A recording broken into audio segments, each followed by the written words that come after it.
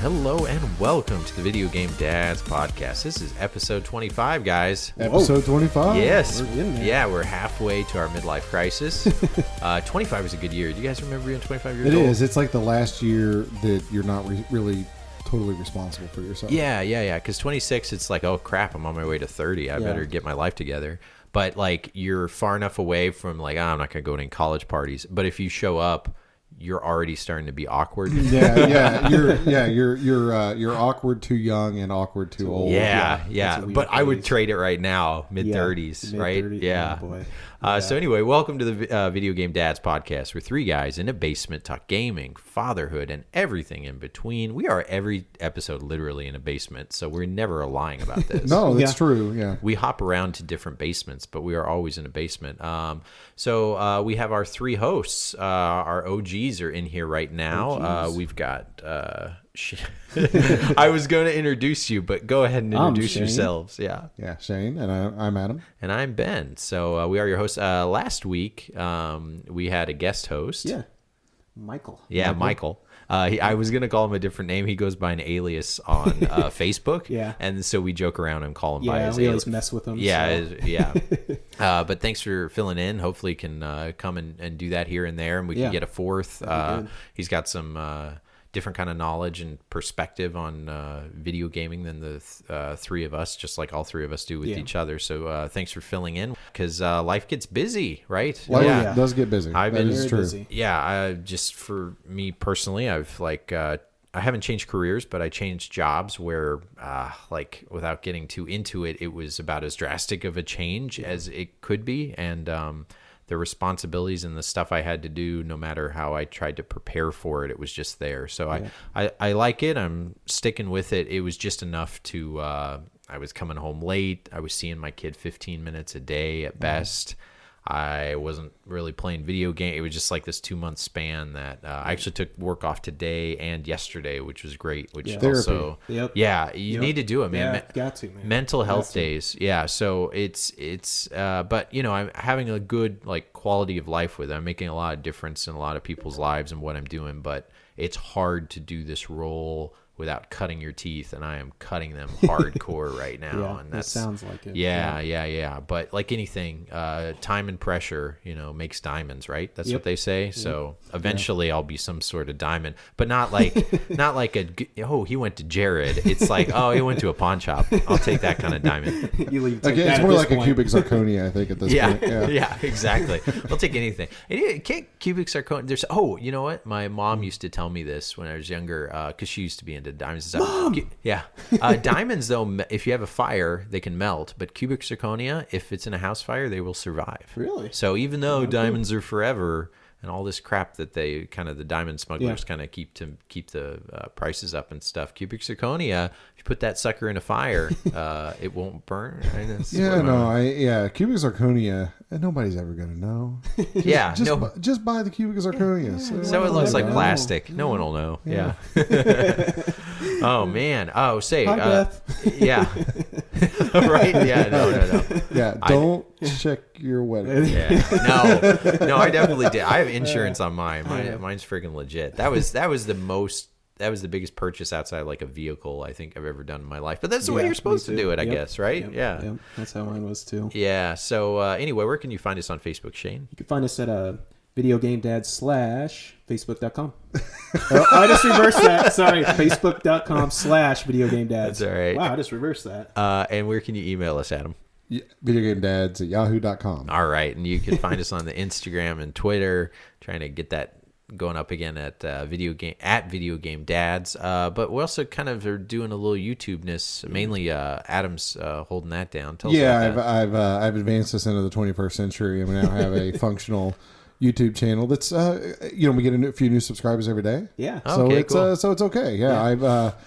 I've kind of intermittently been recording myself playing games badly and putting those on there with a little bit of commentary. And, of course, the episodes, new podcast episodes and so forth get uploaded there as well. Yeah. We put them all up kind of at the same time. So if you want to, you can rip them off there, do whatever. Yeah, then you can listen to it. But it's not like video feed of us doing. Yeah, the podcast is just audio. Yeah. But the video of me playing video games actually is video. Yeah, and I think we're trying to work on me animatronic. and you actually streaming together. Yeah, we're gonna try to play online and see we're if we can gonna get that try stuff to play working. online stuff, But yeah, here for now, like I recorded this week's video game picks. Short videos of me playing those, and then just games that I think our listeners might enjoy. Stuff maybe off the beaten path that you don't hear about. Yeah. So we're trying to. I want to give, not necessarily play the things that are popular, but the things that kind of the hidden gems, that people off the might enjoy. radar. Yeah. And we would, we've heard people like, it'd be cool to do a video. I think we'd be fine, setting up a video in here. The problem is we stop and start a few times, have to edit, or we we'll say something that's a little unsavory and we don't realize it. And we're not pleasing to the eye. Yeah, that's the other side of it. Let's be honest. Yeah. Yeah, so look at YouTube to see what we're talking about. Again, we've always said we have a face for radio, so we're not going to lie to you.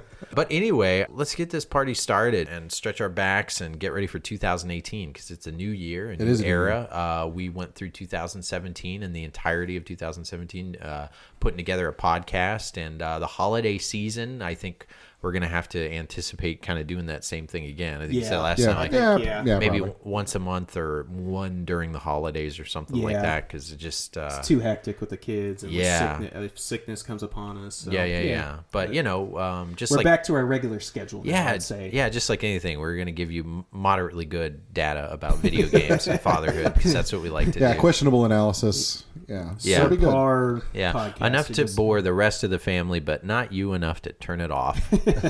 I don't know about you guys, but I think it's time for our video game book club.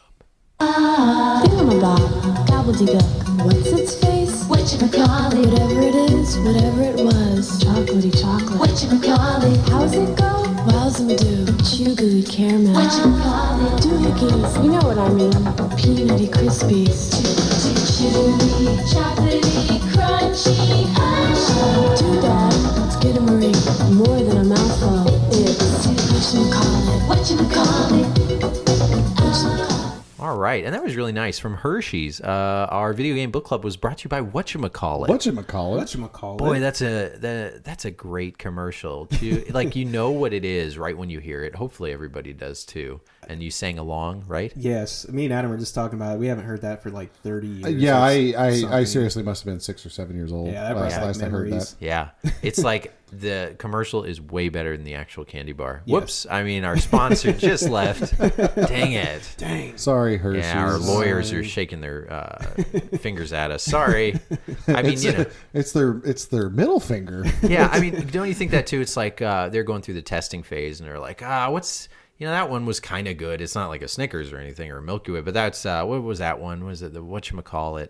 Oh, we'll just call it that. Slap it on the board. Let's just put a lot of promos behind it. Yeah, Print it. Done. Cut the check. I can envision an executive at the Hershey's factory, sort of like the head news guy in Spider-Man. Yeah, print it. Yeah.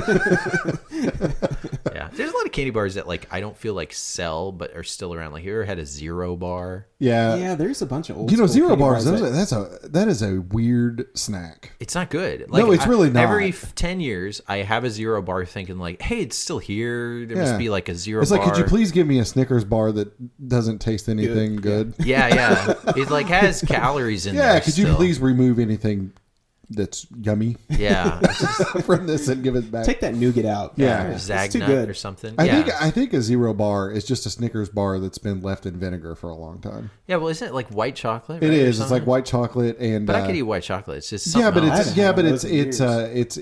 bland nougatoid. Yeah, it's a weird. It's a strange concoction. Yeah. All right. Well.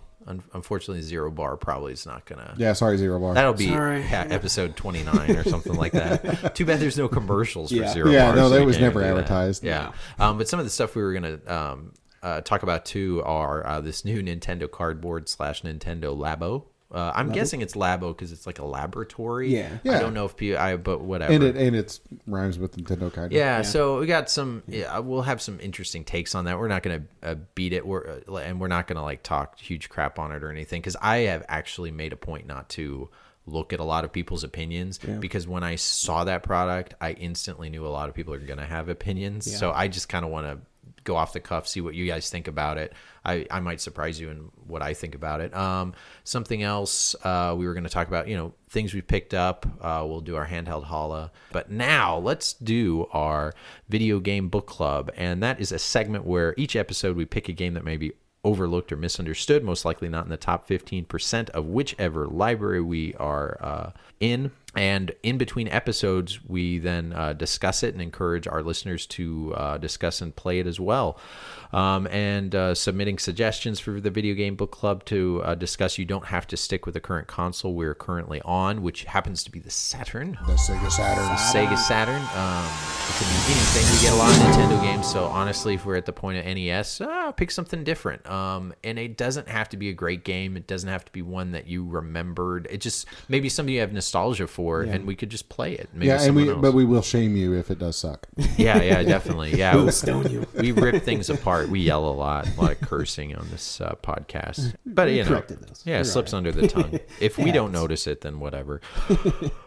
Put this into a pool and then randomly pick it. Sorry, that's the end of the Video Game Book Club discussion. If you are new to the episode, otherwise you probably skip through this part where I describe it every episode. But that way you kind of know what's going on if you're a new listener.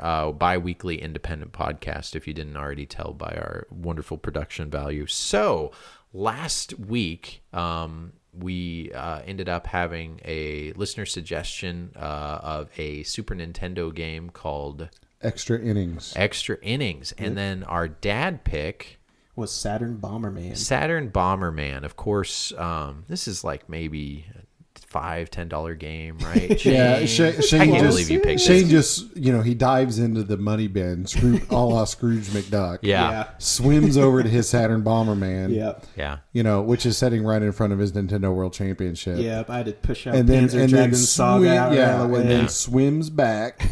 Yeah, I was holding up the edge of his TV stand. He's Yeah. like, we'll Yeah, pick I this guess I'll one, pick whatever. this one. This case isn't cracked somehow underneath my TV stand because every other freaking Sega Saturn case is cracked. Yeah, I know. You guys talked about D real quick.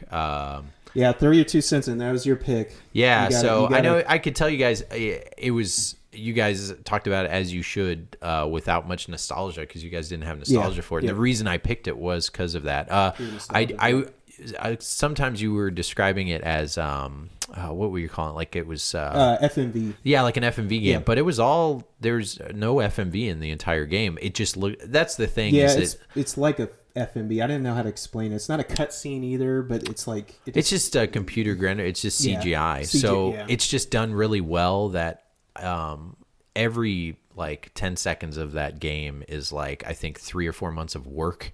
Because every frame is done. So it's basically like like Myst. It's like a flip book of computer generated whatever. That'd be a great way to describe it, actually. Yeah, exactly. And I loved it because there was nothing like it at the time. Holding up very well, no, but like if you watch a playthrough of it, and you kind of know what to do, it's a ton of fun. And that Lara, it wasn't a sequel, so it went to Enemy Zero. Yeah. So what he wanted to do was have a digital actress. So he had that actress then play a different character in another film, just like having like Legends of the Fall had Brad Pitt and Thelma Louise. It was still Brad Pitt. That's what the director wanted. It's so bizarre. And it sounds he super wanted stupid. to have the same actress in different stories. Yeah, in different stories. But this actress wasn't a real actress. It was just a made up one, which then doesn't make much sense. Like, why not make a new character that has a different name, a different face, and different hair? Because the personality's kind of the same,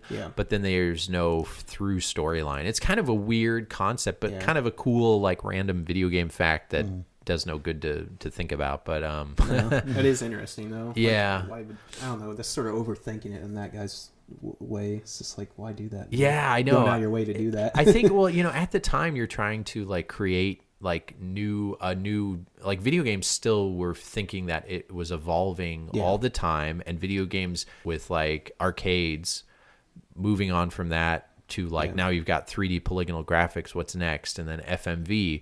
Well, if you're going to have FMV, these people look so real, why wouldn't you like have a digital representation? Yeah. Because probably it was like a money thing, like thinking like, oh, to be in your video game, it's going to sell more because it has this character in it. Yeah. It sounds super It's stupid. almost like building his own character. His own Yeah, version I mean, of that character or something. Yeah. I don't know if that was the actual case, but that was maybe a way to like, oh yeah, this is going to be this character, because they do that with like Claire Redfield. Well, and sort of. like, Yeah, that's true. Yeah, Well, I didn't think of it that way. I mean, Laura Croft. I mean, you know, she kind of in a way is bigger. Like Laura Croft, the character is bigger than any of the individual Tomb Raider games. Sure. Right? Yeah. I mean, oh yeah. yeah, that's true. Yeah, I mean, it spun off that movie franchise, and then you think Angelina Jolie, and then, I mean, those movies new did one really now. well. Yeah, They're not terrible. I just recently saw. Have you seen those movies? I've only seen bits and pieces of Yeah. them, but never seen them. They're like, you know, National Treasure equivalent of like you can watch it or whatever. Actually, I kind of like National Treasure. I shouldn't. talk that yeah. I crap mean, on they're all sort of watch and throw away, but kind Yeah. of moderately entertaining bad, but movies. yeah. Yeah, that. All right, so let's first do Saturn Bomberman. Does that work for you Yeah, guys? sure. sure. do Saturn Yeah, Bomberman. let's talk about Saturn Bomberman. All right, Shane. Since it was your pick, tell us more about it. Tell us why you think this is a definitive Saturn Bomberman game. I'd say it's definitive version just because just the graphics and just the small detail on this game. I mean, there's so many just like intricate little things. I mean, they're not huge things to a lot of other games. I mean, in all real sense, the plot is nothing. It's a Bomberman game. Yeah, like literally blow nothing. stuff- They yeah. don't say anything. Yeah. I mean, the cutscene, it's like a 90s cartoon. The in beginning. cutscenes are just. I mean, I don't understand like Japanese stuff a lot of the time. Yeah. But this is totally like one of Japanese, those yeah. things where it's just like there's these big long cutscenes and you can tell they put a lot of effort into them. it, yeah. But it's just like random chaotic things just Things. sort of happening to Yeah. people or I guess to the characters. But Not based off of like a cartoon. well, it just seems odd that you would even try to give a game like this a plot. Plot like that heavy. I mean, they spent some time on that. It Yeah. seemed like, but I mean, it's really just Bomberman blows some stuff up. But Yeah. what's cool about it is it's got a multiplayer where you could go on with a friend and do a co-op couch play together through the campaign. And then it also has regular Bomberman up to 10 people. Yeah. Which that's freaking awesome. I mean, tracking down 10 people to do it, almost impossible to have 10 controllers and 2 Yeah. multi-taps and everything. So we kind of talk about like Bomberman as a thing, but like let's say one of our listeners doesn't know what Bomberman is. Outside of like Bomber, it sounds like he could be this is a half puzzle game. Yeah, this it's is an like half ISO. yeah. Like how would you describe Top Bomberman? Well, down puzzle game. it's sort of it's an overhead Battle. grid-based battle strategy game. yeah. You know how to describe this to people who like listen to this podcast who don't do video, which is a good amount of listeners here and there, is Minesweeper. I know this is not Minesweeper. No, I can see that. I can Yeah, see that, it tickles the same part of your brain. Yeah, as if you've Minesweeper played that would. back on, and I'm talking the Minesweeper that came with like Windows 95. Yeah, Windows 3.1. Yeah, it's not yeah. the same, but it's like you're basically looking at one screen the entire time. You're not going in Zelda and going in caves and other worlds. You're it is literally actually- You got Well, it's a throwback to like old arcade games, like the old Taito arcade games, where Yeah. Space Invaders even single screen, Yeah, or a like lot a of Quakes or ColecoVision something like games, that, yeah. single screen, Yeah, like single screen. Like these are, and I mean, granted, a lot of the one player levels in Saturn Bomberman actually do. to have some variation. Scroll, Yeah, yeah, they on actually more have than things one that screen. scroll. That's but what the, makes but the it unique. multiplayer really is. I mean, it's based on a single. Everybody's on the same screen, Yeah. performing, in the same chaotic environment, and in the. I mean, really, the game to me, this is kind of two games, Yeah. right? So there's the single player campaign, which pits you against all of these bad guys, which are actually cutesy, Yeah, cute, very artsy, cuddly cutesy, bad yeah. guys. So it's almost like a cute 'em up, type thing, air fingers quote. But you have all these cuddly little enemies that you're trying to destroy, and find the exit to the level. Yep. So it's a strategy kind of adventure kind of puzzle game. Yeah. So that's one side of the game. And the other side of the game, and the place I guess where it really shines is the multiplayer version. Yep. Where it's just pure chaos. There's all kinds of power ups, and you're just trying to blow up your friends Yeah. and be the last one to survive. And some of the strategy too is like on some of the stages you could leave early. I mean, blow up there's like beacons on this one, so you blow up like the 4 red beacons, and then you can move on to the exit. But sometimes you want to stay around for the power ups to actually build up your bomber, your guy. And there's actually some really unique power ups here because there's a few that are there's a power glove one where I call it the power glove. It's not called that, but you could throw it and then you could press the trigger and it could stop it. Throw your bomb. Yeah, throw your bomb and then it'll blow it up. So that's really unique. Oh, okay. So you kind of turn it into like you a can timed stop it grenade. whenever you want. Yeah, Well, there's little helper characters, and I'm not sure where this. I mean, I'm pretty sure Pokemon came out before this. Yeah. But there's a little dinosaur kind of helper this characters. One's unique too because it's got dinosaurs too, and there's like 3 different ones, and you could actually build them up. I didn't get a chance to build up. Well, and this is the time in Japan when what is it, Tamagotchi? Oh yeah. And the Pokemans and all of the pocket monster critter, feed the thing in your keychain kind of stuff was really big, and so I think this was kind of a play on that. Yeah, that's true. That was Yeah, popular at probably the time. So Shane, how did you get? So Bomberman is not as popular here stateside, but there's a lot of Bomberman fans, and the gameplay is pretty. It's one of those it's like playing chess. Like it's simple, but there's nuance to it, and the more you play, the more you kind of get better at it and find out the little tricks to it. So what was your thing that made you fall in love with Bomberman as a kid? Just the simplicity of it and playing with friends. Like the multiplayer aspect's the biggest draw for me. So like SNES, did you play for that? I played more the NES, to tell you the truth. The original Bomberman, me and my buddy played the crap out of that. See, and we okay. loved it. And that just put it in your brain, like you love Bomberman. I just love Bomberman because you just sit there for hours and just blowing each other up, and it was just dumb. Yeah, and the funny thing about Bomberman, easy to pick up and play. It's on almost, or there is a version on almost every system. Yep. But it's never like a huge seller on any system, but it's always there.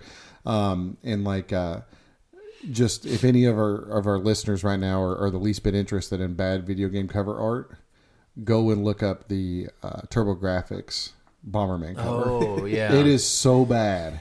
Forgot about that. It's almost as bad as the Mega Man 2, cover art or whatever. But it's fantastic. But actually, those TurboGrafx Bomberman games are awesome too. They're very good too. The NES, Bomberman 1, Bomberman 2, are very basic. And Bomberman games. 2 is actually a pretty expensive game, but they're still great games. Yeah, they're still great games. And and then on TurboGrafx, I think you have Bomberman 93. Well, the weird thing about Bomberman 2 is that it's sort of spread to other kind of games too, like adventure games.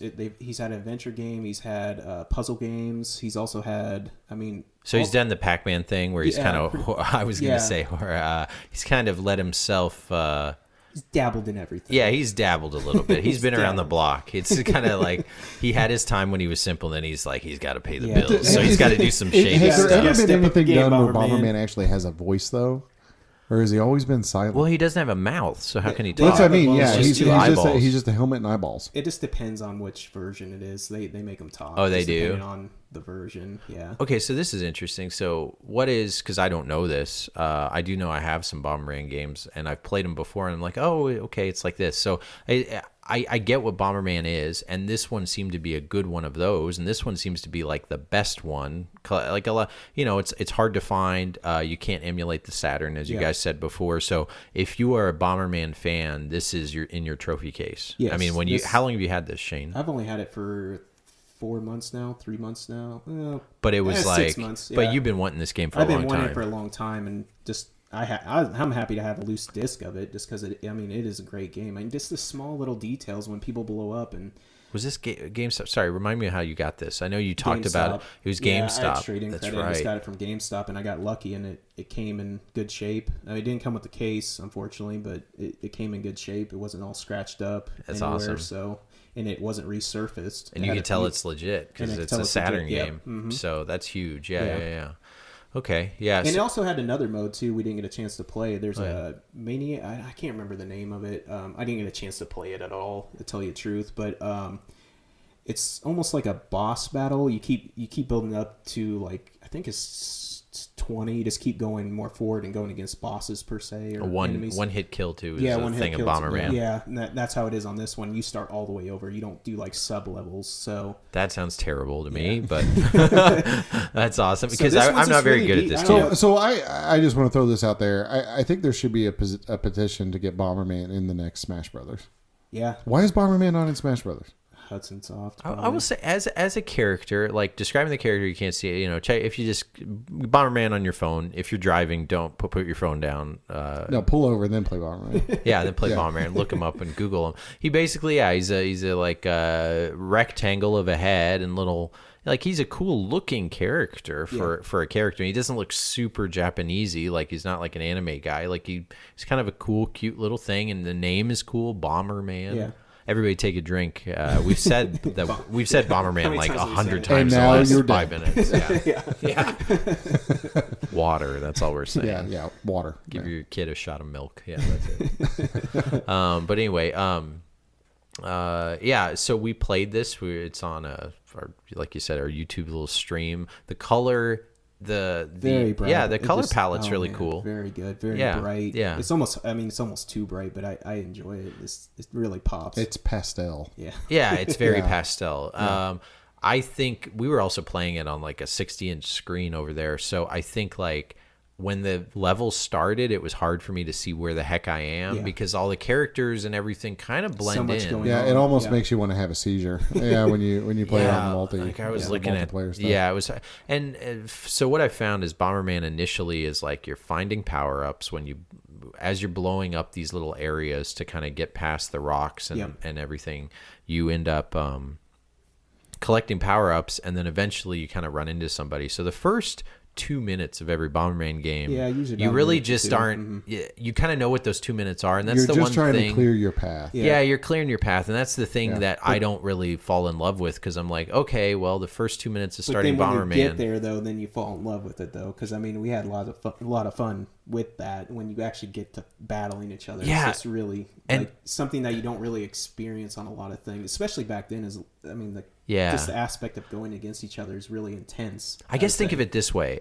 Think of it like, okay, fencing is pretty quick. Imagine if you were watching fencing, but every round you'd have to take off all your fencing gear and put it on. But they'd say go, but you can't hit each other till you put your gear on. Yeah, and that's kind of what you do. So you spend the first 2 minutes, I'm going to get you, but I'm going to put my mask on. Yeah, you can almost I'm going to get you, and I'm going going to put this thing. And then all of a sudden you start. And for me, it's like, I feel like it's a little too... I don't know. It's like it builds up really quickly and then it's frantic for like 10 seconds. And when it's over, you're just like, I breathe out and I'm like, oh, I don't want to do that again. But okay, I can bring myself to do it because it's like kind of slow paced. And all of a sudden, 10 seconds, you're kind of screaming and hopping. Maybe that's just me hopping around because you're so close to dying. And then when you die, that's Bomberman. Yeah. That's Bomberman. So and you have to kind of enjoy that. You have to be someone who kind of like, pulls off the Band-Aid quickly because it hurts, but you kind of like that it hurts. Yeah, that's that kind of that's sort of thing on that's the sort of thing on the single players. I mean, it is a little boring, but then when you get to boss battles, it is a lot funner. So yeah, and so when you said two people can play through the campaign, is that literally two people can play through the campaign? Yeah. So you accidentally blow up your buddy? Yes, you can. Okay, so it actually makes it a little harder because a lot of things in Bomberman when you die is actually you blowing up yourself. Oh so it's all self-inflicted wounds. Yeah, it's all by Bomberman. yourself killing it. Yeah. Even in multiplayer, most of the times I die, it's because I did it to myself. Yep. All right. I mean, how do you like it, Ben? I mean, yeah, I think it looked like a good Saturn Bomberman game. I mean, it looked like a good Bomberman game. I was prepared for it to be. I just gameplay wise, I didn't find the difference in the gameplay because I don't know the series as well as you do, Shane. So the only difference I really saw was kind of the presentation, the character. It kind of seemed like the like Super Mario Brothers All-Star version of a Bomberman game, and that to me doesn't take the Bomberman-ness of it away. The first time I played Bomberman was actually with you and me. Went to Portland Retro Gaming Expo that year and a half ago or whatever. Yeah. Wasn't this year, the year before, right? Yeah, about 2 years, almost 2 years, coming up on 2 years. Yeah, can you believe that? Oh, we said we'd go every other year. We got to go, right? I'm kind of planning on it. I'm going to try to go this year. Yeah, we'll set up a booth. Just kidding. We're not going to bring all that stuff out there. We're just going to. We probably will wear our T-shirts and say hi. Yeah, say hi to friends. I mean, this is all about making friends and that kind of deal. Yeah. So we've made some friends even over the last couple of years. And also, Adam, you haven't been to that sucker. Yeah, that thing, you got it. Yeah. That thing will blow your mind. I can't wait. I can't wait for you to run up to us and say, "Did you see this? Did you see this?" We're like, "Yeah, we knew it was coming." And then like Timmy's like, "Did you notice they have this?" Like it'll be kind of like watching your kid go to the zoo for the first time. It'll be like fun for us just to watch you like get freaking excited. Freaking out about everything. Yeah, I mean, like all those arcade games. Like I want to play Battlezone again. Yeah. Like they had the original old school Battlezone. Really cool. I've actually never played Battlezone. Yeah, it's really I cool, wanted to man. like just figure out a way to like, just take that, and I just but you never find it anywhere. That's just it. But anyway, I thought it was good. It's just not for me. I get the fun of it, but it's like I just got to it too when late. When you play a Bomberman, you played a Bomberman. This is just the definitive version of Bomberman. It's a lot of choices, a lot of good color, good graphics, a lot of stuff going on. You got anything else, Adam, or should we move on to our next pick? No, I mean the only thing I would say is that you could also import this thing too to save on some money too. How much is it to import? Honestly, I'm not sure what the import is, but it's cheaper than the US version for sure. But I mean, it's a good game. I mean, when I play the Saturn, and I got my copy, I don't know, a couple of years ago, something like that. It's a good game, but when I get out my Saturn, this is not the first game that I go to, generally speaking. But that's also because I'm usually playing by myself. So I primarily use the Saturn for shooters. When I get out the Saturn, I'm playing it's shooters and fighting games. So what's this going for right now? So a loose disc will cost you about $100. Yeah. Just for the CD. A complete in-box copy will run you like $250, $300. Yeah, it is not a cheap game. Yeah, it's funny how like a complete version goes so much more depending on like the case and the art of something old. Because if you take something like PS2, well, PS2 maybe is like that too, but if you're just missing, like it's just really funny jumps up, how much it jumps just for that. Which is why it's really us Saturn, collectors too. are Saturn's crazy. That way. Yeah, it's a little bit nuts, and That's a little nuts. Well, and I know a few people that collect Saturn stuff, and I mean, I've traded Saturn manuals for like expensive NES games before. Just the manuals for it, and which you don't like splitting things up, but I figure if I'm Actually, I hate splitting things up. But I know if someone has a complete copy except they're missing the manual, then I don't feel as bad because I'm making someone else. Like, I'm not destroying a complete copy. Yeah, you're helping out somebody else. I'm giving someone a complete copy and I'm getting something really cool, in return. Yeah. But I rarely do that kind of thing. But I have traded Saturn manuals before or I'm thinking of one in particular. Saturn wasn't that popular, so it's one of those things. I mean, there wasn't that many copies out there either, so yeah, it's just it's just one of those games. I don't see Saturn. It's just hard to come by. Yeah. And honestly, the copy that I own is the only copy I've ever seen other than Shane's. Yeah. I haven't seen it before. Yeah, I just happened to see a copy that was disc only and was able to snatch it up. But top 3 rare, would you say, or something of the U.S. library? Of the U.S. library, I don't know if it's top 10. 3, but it's probably top 10 yeah, to 15 top on 10, Saturn. yeah. Okay, for sure. I'd say it's up there, and you just don't see it. It's a rare, fun game. I mean, the weird thing about Saturn is some of the really common games are actually some of the games are not all that. It's weird because some of the best games on the system actually. A lot of the best games on the system are also the most rare games. It's probably more so that way than any other system I can think of. Yeah, interesting. But it's weird. What do we got now? Good choice. So now, Extra Innings was our listener pick. Yeah, from Clint. Clint. Yep, right. And that was for Super Nintendo. We got to play that a little bit. Yeah. Mm-hmm. It is who's the publisher on that again? Sony. This is back when Sony and Nintendo were buddies. They used to play together in the playground. Yeah, they were besties. Ooh. Yeah, they're like, you never think like, well, Sony doesn't make video game. They're not a video game company. Sony and They're Nintendo, aren't they so cute together? Yeah. But I mean, whatever. Nintendo created Sony, really, and Sony has Nintendo kind of to thank for that anyway, and we have that to thank. So even if you're say you're a Sony fan, not a Nintendo fan, you kind of have to be a Nintendo fan because of that. Because through great, it's like two countries creating a war, and then they make kind of a third country when they get along later. Sort of, yeah. Kind of like Sony Electronic Entertainment was born of Nintendo's hubris. Yeah. Mm-hmm. Yeah. So this game is a common game. It's a cheap game, right? Yep. Yep.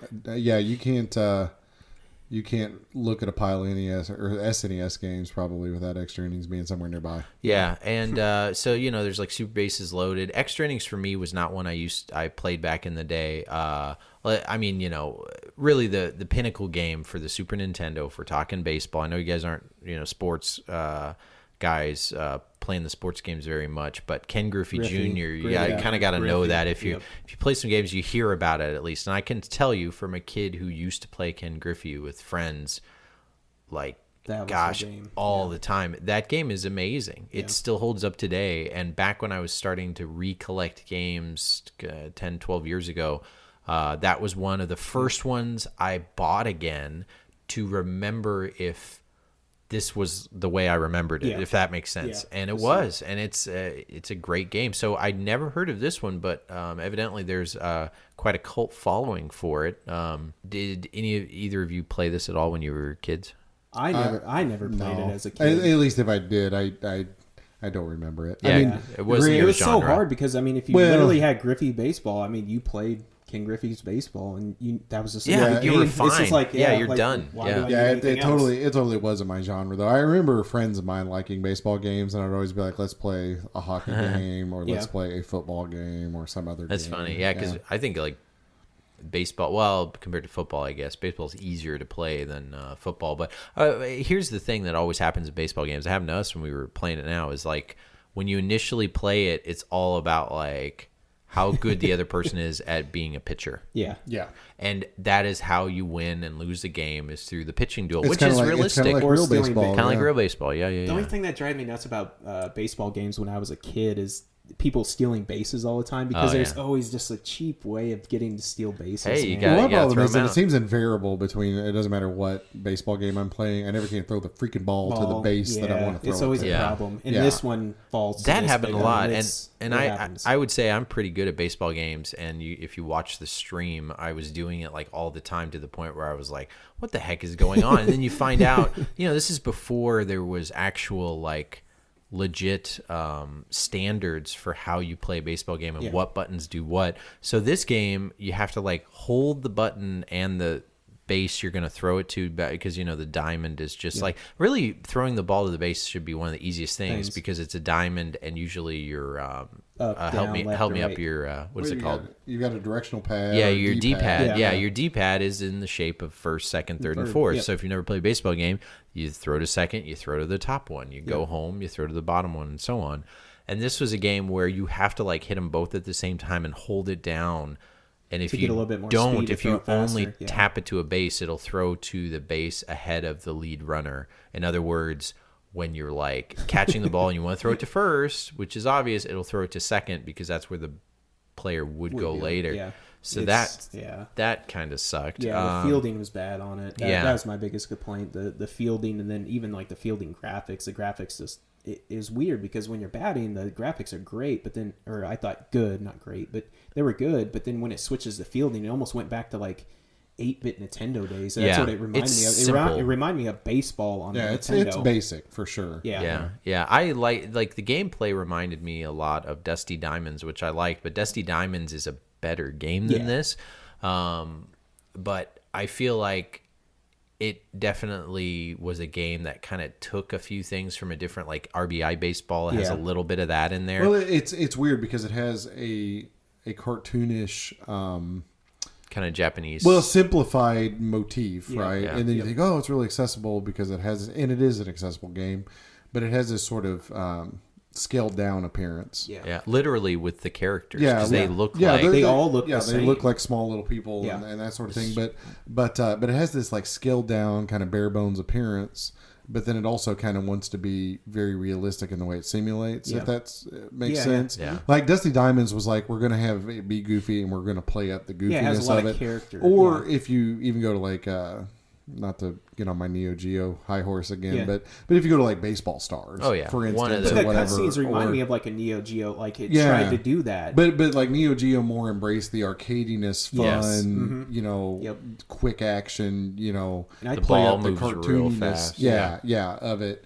Where this feels more like it has the cartoony motif, but it still trying to kind be a of real simulates sim. Yeah. which it does it does a good job, I think, of like, you know, being a baseball game. Yeah.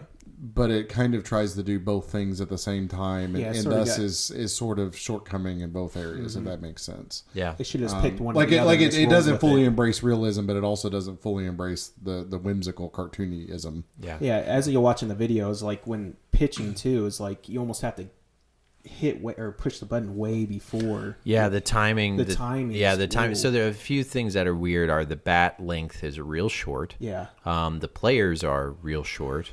The ball speed is pretty fast, and the timing for the hits are you have to kind of make up you're going to hit the ball by the way by the time By the the guy pitch lets go of the count, ball. basically, Yeah. yeah. Yeah, so you got to play a lot of guessing games. So I can imagine if two people get really good at this game, it's not going to be like NFL Blitz or something like that. I think this where- game is to play with another person, not to play with a computer. for Yeah, sure. yeah, Yeah, for sure. and if you Yeah. play with that other person, if you guys get really good, eventually you won't want to play this because you just both will strike each other out, and it's gonna be a 1-0 game. One person kind of slips and hits a home run, which like wouldn't happen, say like Ken Griffey Jr. or something Yeah. like that, where it would depend on. And there's no MLB license, so these Yeah. even though I kind of like the names of the teams were very Japanese based. So in Japan, they really name teams based on like famous food or like the province like Animals, like yeah. weird stuff. Like here it's like the renegades, the outlaws, the chiefs, the bears, and whatever. But there it's like the bees. There are ones like just bees. Yeah. Yeah. The rain. The metallics. I think that's who I decided Yeah, to The be. triplets, the metallics. The triplets. The Yeah, there's a metallics. triplets. The one was Yeah, the the triplets. Yeah, it's weird, but a good weird. Yeah. But when you don't have that MLB license, you're going You to gotta, lose yeah. a certain like some group of people will not want to play this game just because of that. And like you said, Adam, it should be a little more arcadey than it is. Yeah. But it's definitely a game that like if I played it as a kid, I'd probably love the heck out of it. Yep. It's worth the money that it costs Oh for yeah, sure. I mean, you Yeah, could get a $4 or card. $5 Yeah, a for- card only for Yeah. $5, $6, $7. Throw that something in your like that. collection. Play it one time. I mean, $4 or $5. Can't beat that. Yeah, or if you and your kid want to play like a baseball game, like an old school one, this is one that, like, if you think about it, it's no harder to play than, say, like Mario Sluggers or any other baseball games out there. Okay, like, what's the equivalent now? Like, what do we have for baseball games? We have, like, true, legit, hardcore simulation, which Yeah. is MLB The Show. And you do actually now you do have well, I like the show games, but I don't play them anymore because I don't have time for it. That's like a college game. Like Yeah. if you play it as an adult, more power to you. You can't play any other games because the games take so long to get through. And it was really cool. I used to like do my own soundtrack for like my walk up batting for I used to MLB love The Show. basketball games. Yeah. Yeah, like I used to the true simulation, but I feel like simulation games as being dads. I don't know. Everything are has tough. gone so Yeah. hard towards like realism and simulation now that it's Takes the fun out of it. yeah, kind of like Yeah, it's like, like we already it does all worked. these cool things, but it's like, yeah, but it's not really fun. Yeah, like and I don't know. I I'm kind more of worried dropped about out. presentation than anything. Well, I kind of dropped out of sports games a lot after like the last sports games that I really enjoyed were, I mean, just as a whole were, and it's actually the EA big games. Yeah. NFL Street. Yeah. You know, FIFA Street. Yeah, FIFA Street, Sega Soccer Slam. You know, it was a Sega great Soccer game. Slam's great. Yeah. Any of the NFL Blitz games, NHL Hits. NHL Hits is great. If you guys have never heard of this series and you're going out and you're having trouble you finding get stuff in the bargain bins. PS2, 2002 NHL's Hits, for $5. Oh, and and it's great. Yeah, it is amazing. It's basically an NFL Blitz version arcade Mm-hmm. done really like you're talking way more fun than say like this game by far. Like Yeah, so I don't know. I really like those games just because like more the arcadey feel. well, and I know that they're more simple, and I know that, but you can pop them in, you can play them. It's fun.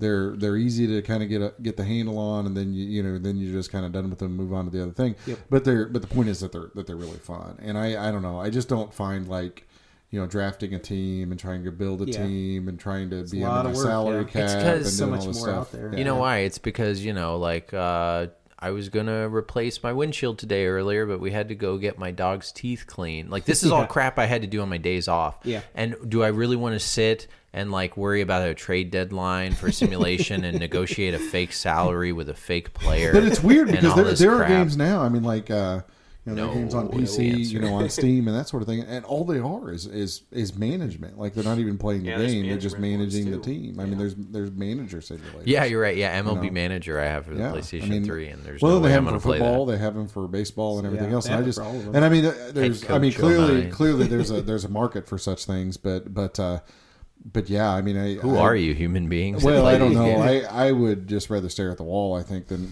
manage a fake baseball team. Yeah, but I get it. Are these, like I guess the people who play like fantasy football a lot. But I mean, actually, a lot of people who are just normal, every day. Yeah, but will you play fantasy football just to watch regular football. You know, like I kind of get It's more of a that. incentive but- to do it. Yeah, you're right. This is like playing fantasy, football by This is yourself with a When fake you don't team. get to Yeah, watch fake it, team, when you're yeah. not watching real players or real teams. Yeah, Like it doesn't really matter. I mean, like I said, I know that there are people that do it, and I mean, clearly people buy those games. And Or that like kind of farming thing. simulator. We could go like out of sports. Like there's Yeah. people I've actually play played farming Yeah, I know. simulator Well, a little I know. bit. Like- it's I don't really understand it either, but I just like get a farm and destroy it though. I just okay. I try to like put names in the crops, like Put what in the crops? just like designs and Designing. things like. Oh, yeah. Let's The alien did it. yeah, exactly. Right? Make some crop circles. Crop circles. That's funny. Yeah, Yeah. crop circle simulator. That's what they should call my version. I will be honest. Like, there's a new one called like Professional Lumberjack: The Simulation. I got it real cheap on. Have you PS4. ever played Goat Simulator? No.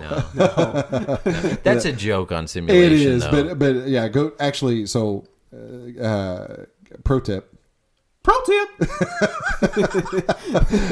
I have Goat Simulator on PS3, and my kid loves it. Really? Oh yeah, Grayson because you can't really die, and there's no point because you're just playing a stupid goat. Yeah.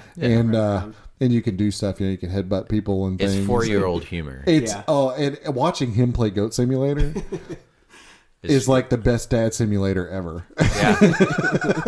Yeah. That's great. Because it literally is just like, you're just a stupid goat. The goat gets in front of a car, gets run over, it just kind of flops And then around. you just hop around, and that see kind of thing. how much havoc. Yeah, you and then can goat create. just comes back to life. I'm not sure that it's teaching the best life lessons, but it sure is Wait, fun to we watch him play it. Did we have anything like that as a kid? Like our kids are, you could say it's spoiled. Like they have to deal with like social media and bullying to a new degree, but like they also have like way better games, I think, than we kind of had. Good. Oh yeah, like, man! really get I actually had everything real goats when I was a kid. We didn't get the simulator. We got the real thing, and those things. They eat a lot and they poop. They poop a lot. But yeah, my They kids stinky. got me beat because he just has to simulate a goat on the PlayStation. There's a lot of them out there. There's like there's one called like Firefighters Airport Simulation where you're putting out fires in an airport. There's some weird ones out there. Like obviously all the farming ones, but I didn't realize how many there were. I went to GameStop and I saw like there was probably just for the Xbox and PS4 5 different, and not yearly, like 5 different companies making farming simulator games. Yeah. Yep. And it's Yeah, like Farm Simulator is a big game. I and mean, not it's like a just franchise. here in yeah. America, they're abroad. Yeah. Yep. Like people really kind of like these games. They actually say the people that play them the most or enjoy them the most are people that live in like really rural areas. or people who live in very urban areas. Like okay. like city dwellers who don't ever get to go out to the country. Like there's something nice and relaxing about looking at the postcard in the beach and having and a your headboard or farm. whatever. And, yeah, so they say that like a good chunk of the sales are people who are like locked inside of a big city, and it's just sort of an escape to farm. God, that's so sad. Like I was thinking about like like if you're a prisoner or something like that, what game would you play? And you wouldn't play Grand Theft Auto. You would like play something like nice and happy and like growing your crops or something like that when you can't get out. Well, for depending 30 on what years. you're in prison for, you might be practicing to grow some crops. Yeah, that's true. Very true. And another thing we're gonna have coming up, a little contest for our apt listeners who will send in something by request that we will talk about here in a minute, and we will send you something nice. So for the first person, so if you're listening to this, don't skip ahead, keep listening. But listening. it'll hopefully be one of the first day or two that we release the podcast, and we're gonna have a kind of a listener. What do you call it? It's a contest. It's like It's more like a scavenger hunt of pain. Thank you. Yeah. A scavenger hunt that we don't want to do. That if you do it and report back to us, you'll get a nice. So moving on for our next episode's video game book club picks. We are staying on the Saturn, and it is Adam's turn. He is our dad pick. It is. Our last Saturn game after this, spoiler alert, since we already did PlayStation, we're kind of reasonably doing the chronological. Next would be the Nintendo 64. Nintendo 64. Yeah. 64. Or the Ultra 64. That kid's like already graduated law school now, that 64 kid or whatever. He's Oh, really? old now. Like, think about it. Yeah, that well, was looks like 96, us, yeah. and he was like... I was like 13 or something when it came out. Maybe Yeah, 14, right. 15, something in right? there. So he's already gone through life. I guess I was 14, yeah. So your Saturn pick, Adam, you are up. What do you got? So I want to be bold on this one. Okay. All right. So we're Let's hear going it. to play Street Fighter, the movie, the game. I think I said that right. You did, yep. And you've talked about this before. Listeners are like around 4 or 5. We described this once. Yes. So for those that don't know, there is a live action Street Fighter movie starring Raul Julia and Jean-Claude Van Damme, Jean-Claude. Who's blonde. who's blonde and plays Very attractive who plays blonde the guy. American Guile with a heavy Belgian accent, kind of Americanized. Oh, I didn't even think about his accent, yeah. Yep. Yeah, so they got a Belgian guy to play like the prototypical dude bro from the United States. Blanca looks a whole lot like the 20 years earlier version of the Hulk. Like, really bad. He would have been CG now. Oh, this is good because this before CG It was kind of- good. yeah, yeah. This guy would have been CG. This would've is actually CG'd the before they crap made out good of that. movies too. Oh, They would've CG'd it's the crap bad. There's So- no CG in this whole film, which is interesting. But the Go cool ahead. thing about this game is it uses digitized characters just like Mortal Kombat. Yep. But it uses the characters or the people from the movie That's in the game of Street Fighter. So it's kind of a redubbed version of Street Fighter using digitized characters based on the movie. Yeah. So it's The movie background. So it's the game of the movie of the game. Yeah. And so it's essentially video game Inception. Yeah. Is there any... This. God, I can't even think of any other game like this that you could think of. Like, Not exactly like this. Simpsons no. movie, the game, like when they take something that's like the Ninja Turtles movie, I guess could be, or something like where it was something that started out as a comic book that went to a movie that, but not really. Like, But this not is really just like- a Yeah, this is like a weird- whole nother level. It's a whole nother level of weirdness. There's a lot and- of layers on that. yeah. So and I really haven't played this game so much. I've had it. I've had it now for like, I think just a few months. I think I got my copy like, I don't know, 5 months ago or something. Yeah, So let's see. Let's pick a Saturn game based on a movie, based on a video. What am I doing? I'm hungry. yeah, exactly. So I thought this is a good opportunity to play that. So let's do it. You Yeah. know. I like that. Yeah, sounds good. And you own it too. I own it too. It's sat on the shelf for 2 years. I haven't Oh, played wow. it. Never played it. So So this is a Yeah. good opportunity. They actually to say clean it's not things a off. they actually I don't say think it's it's not a terrible horrible, game. yeah. So we'll give it a go. Want the mechanics and all the moves the same? That's what I've heard. I think so. What I'm actually planning on doing with this game is I'm going to play it alongside whatever it is, Street Fighter 0 on the Saturn as well. yeah. Or sorry, Street Fighter 03, I think. But so I'm going to play them side by side because that's like a great version of Street Fighter 2. And then I'm also going to play this, and then I'm going to kind of compare notes, I think, between the two.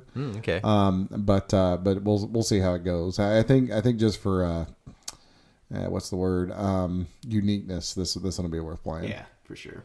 Okay. All right. So there you have it. Our video game dad pick is Street Fighter, the game, the movie. Is that how you say it? Or The movie, the game. the movie, the game. Oh, excuse me. Yeah, so get it right, dude. Yeah. Street Fighter, the movie, the game. It probably sucks for like entering in your search bar or whatever too when you're trying to find this Yeah, thing. actually, if you Google Street Fighter, the movie, the game, a missile launches from North Korea. Did something else? Did it come out for anything else? What else? PlayStation. Yeah, I think there's PlayStation. version. PlayStation. I Yeah, do there's believe. a long box Yeah, version of yeah. that one. Yep. Cool. Yeah, and I honestly I'm not sure, but I would not be surprised if there's like a 3DO version. But to my knowledge, could there's be. not. Yeah. But Interesting. Okay, cool. All right, that's going to be our video game dad pick. And now for our video game book club pick by our listeners. We encourage you to submit your suggestions. Like we said earlier, just submit them to our email if you can, videogamedads@yahoo.com, or you can do it through our Facebook. Those are two best ways we would recommend you to do so. And we have our little randomizer, and now we have a better randomizer. It's a better app because the last one kind of was always picking the same game. So we're going to have Adam go ahead and put it in the randomizer. Beep, beep, beep, boop, boop, boop, boop, boop, beep, beep. Astle, also for the Saturn. Oh, all right. Astle is from all Kevin. tomato. There we go. Astle is, that's going to be a fun one. Yeah, it's a 2D platformer. 2D Sega Saturn? platform for the Sega Saturn. Sega Saturn. Dude, Pro. is this? Have we had a double up before where we had We've had doubles on NES. on NES Yeah, before, when we but did of the two Saturn, NES that's a rare thing. So this game, the only history I have is kind of funny. I never used to trade games very often because you would always have, like as a kid even, and I don't always like to do it as an adult, to like loan out my games because Never the loan out chances your of them games. coming back like in good shape are really slim. Like I have one neighbor who lives like a block away that it's like he's fine. Wii games or whatever, I'll let him borrow here and Only there. the Wii. Yeah, right. No, well, yeah, that's all he wants, which is great. But no, I've loaned him some like Super Nintendo games, that kind of thing too. Well, Don't be mean to the Wii. You know, if I lose a Wii game, I'm not going to lose everybody's like, sleep take over these it. Wii games. They put a pox upon my house. Yeah, everybody, like, I will pay you to take these away, please. Well, it's just I just have like You just don't want your neighbor knocking out your door and want him to get Saturn Bomberman because you're just like, No, you wouldn't. No. You wouldn't give Saturn, but also you wouldn't have a neighbor coming up and asking you for Yeah, Saturn that's true. Bomberman. Let's That's be very real. And what was it like? The one Wii Sports or something? You know, Yeah. it's all that kind of stuff. So I'll be honest. This was a game that I traded away. There was one other kid in my school at a Saturn. When we both found out, like we were just obligated to like let each other borrow another game because like you didn't know anybody else had a Saturn. It's Yeah. like, oh, I've got a game that you should try, and I'll try it too. But Found what that one happened was person. we traded games, and when I gave him a game, I gave it to him in the case, and because I take care of my games. And when he gave me a game, it was like disc only. The disc was cracked. Oh, boy. And then the manual was missing. But the game he let me borrow was Astle. Okay. And I remember, because time and place, if you do a 2D side-scrolling game in 1995, that is not something that will impress you. And that's what happened. I let him borrow, I'm pretty sure, like, I'll remember this later. It was like, or Die Hard Arcade or something I really like playing. And then I got Alone in the Dark, which was a really funny game based on the PC game with tank controls that worked super slow, which I ended up loving. Yeah, I like that game. And I really like that game. And Astle, I put Astle in. I was like, what is this? It's like a little fairy guy in a magical forest, and he's moving left to right. And Very it's not in pastel color, yeah, it's not in 3D. This and- is a baby toy. yeah. Because how old are you in 7th grade? Because I was in 7th, I think. How old are you in 7th What, grade? like 14, 13? 13. Yeah. To a 13-year-old, yeah, you would not have liked that game. And that's what happened. I played half of the first level, and I turned it off, and I didn't play it since. And then I ended up, I think I gave it to one of you guys or traded one of you Yeah, guys. it's mine. Yeah. So Dang it. I want it. so I It looks didn't. good. Yeah, so I'm excited to kind of play it now that I'm a more mature adult. And you know, I've can actually maybe I appreciate played it not too long ago. Actually, Yeah. So I I'm think. excited to play it. I never played Yeah. it. I've seen some clips of it, so Yeah, it'll be definitely not in the interesting. top 15%. So we will talk about that next episode. So anyway, that's our video game book club segment for this week. Moving on.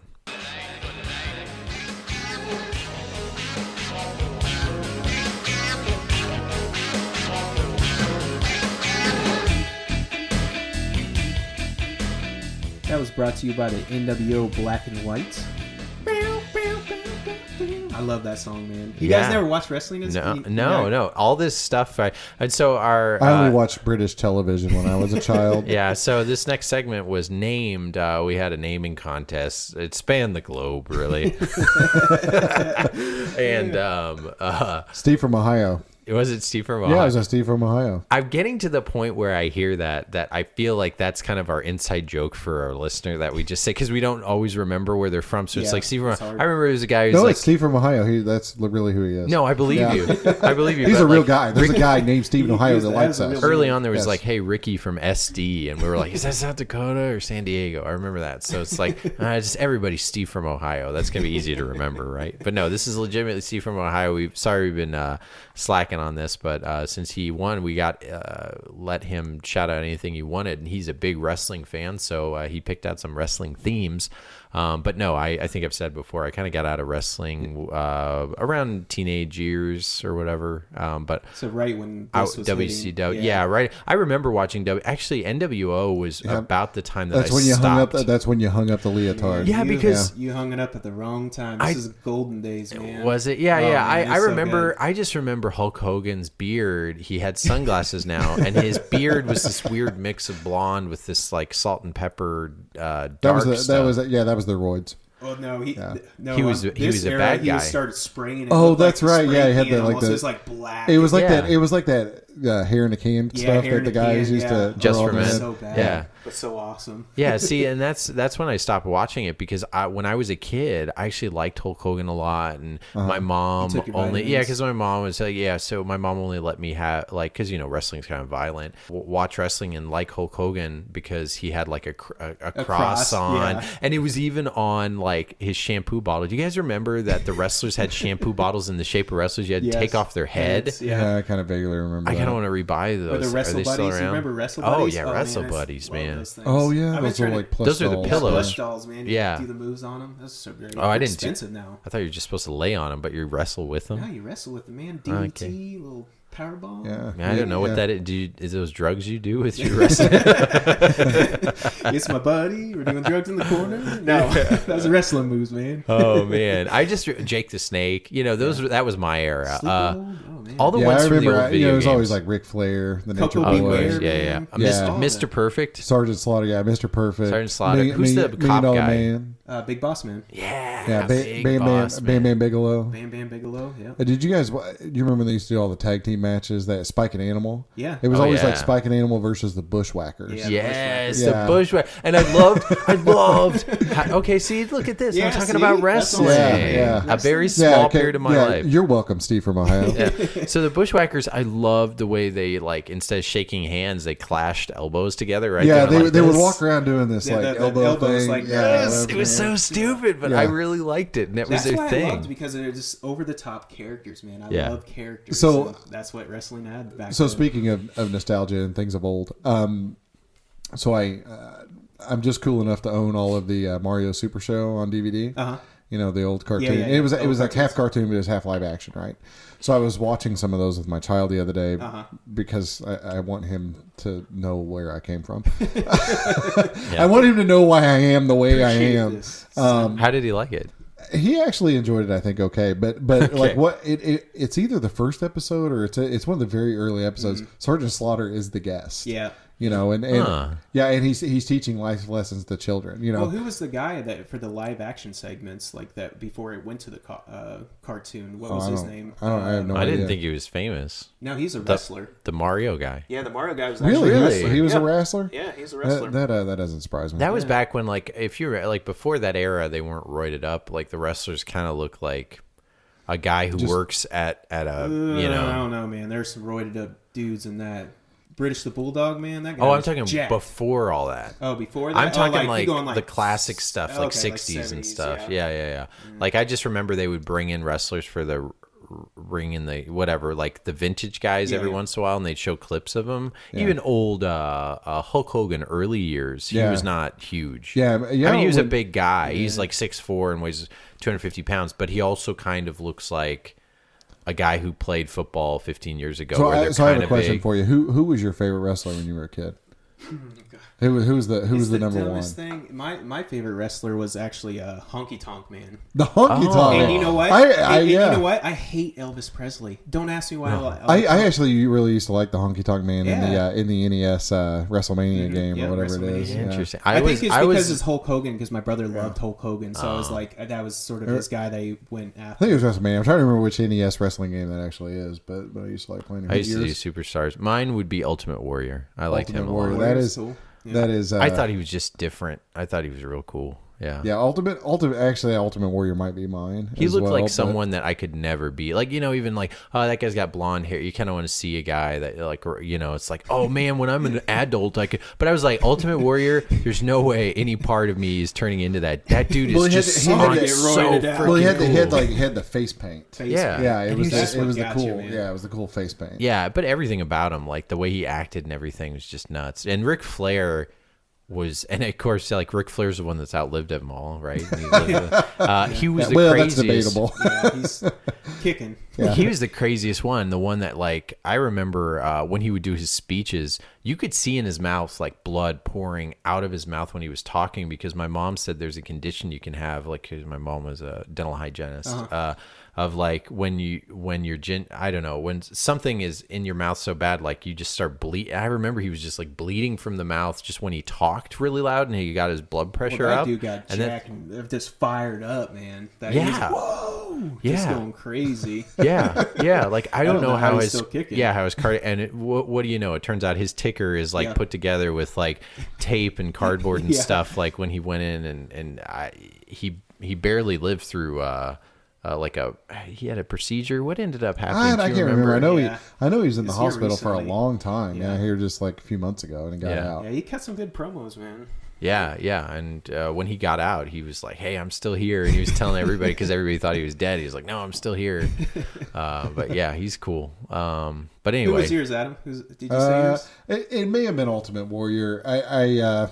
I mean, Spike and Animal for tag team. Yeah. Of course, I liked Hulk Hogan just because everybody liked Hulk Hogan. Man, tag team, I like Demolition. Demolition. You was like awesome. who? Demolition, you remember them? They sort of I look don't like remember Kiss, them. which is really weird because I hate Kiss, but I like Demolition. I actually really liked Randy Savage, the Macho Man. yeah, man. And in hindsight, he was just on methamphetamines, but he was, Macho Man. yeah, you're but right. he was always so. And I liked what is his name? Hacksaw Jim Duggan. Hacksaw, man. Yeah, He's good. I always liked him too. So He always was seemed a little was- scary, because didn't he just be he was the guy that walked in with a 2x4, right? Yeah, he always carried around a block of wood. Yeah, and I just felt like something was a little off by that guy. So Well, he did walk around with a block of wood. Wood. Yeah. yeah, that'll do it. Yeah. You brought that up. It reminded me that was a really nice to have Brett Weiss on that last episode. yeah. So if you didn't listen to the last episode, please do. The second half did an interview with Brett Weiss. Adam was able to talk to that guy that we ended up meeting. Author, old school gamer. Some of the things from the podcast were really interesting with the Q&A from, again, thanks a lot, Brett, for coming on. We hope to have you on again soon. Hope to see you soon one of these times. Yeah, we'll see him at one of these shindigs. We get to. Conventions. But yeah, buys books are on Amazon. All great stuff. And his website, didn't he say, is it BrettWeiss.com? BrettWeissWords.com. Words.com. Words. Yeah. But I love the fact that this guy, he says he's 50 this year, so congrats on that. That's a big milestone. Just like, he's playing his favorite more modern console was the PS2. That was kind of really surprising. Yeah. And then he liked freaking Maximo. I was listening to that in my car, and I was like, oh man, that's like such a random pull of a game. Like, have you guys played the Maximo games for PS2? I have played a bit of it. Yeah. And I guess there's two, I believe, right, for PS2. Yeah, I've only played one of them, and I can't remember which one it is. Yeah. The first one's a lot more common, but that's just felt like such a random pick and like of game. And then he liked Mr. Do was his favorite game, and some of the stuff that did you ask him? I wanted to find out because he liked Kiss. I was like, oh, did he play the Kiss video game for the Dreamcast? Oh, I did not ask. I was thinking that. I would ask him if he liked that. Because that's a bad game. That is video game gold right there. Yeah. It is one of the poorest reviewed Dreamcast games in that library. That so 275-ish. Almost as bad as what is it, Speed 1920 or whatever? Yeah, the Ultimate game. Yeah. Yep. Yeah, it's not Need for Speed, but yeah, Speed. Yeah, that one is pretty terrible. Yeah, it's. I actually have played that one. I have not played the Kiss. Spirit game, of Speed. Yeah, maybe. Spirit of Speed. That's that one's pretty. That's bad. actually the last LJN game I think ever made. Really? Fun bit of trivia there. Oh, and it went out with a Yeah, crud. LJN came in with a and ended with a. So Even bigger.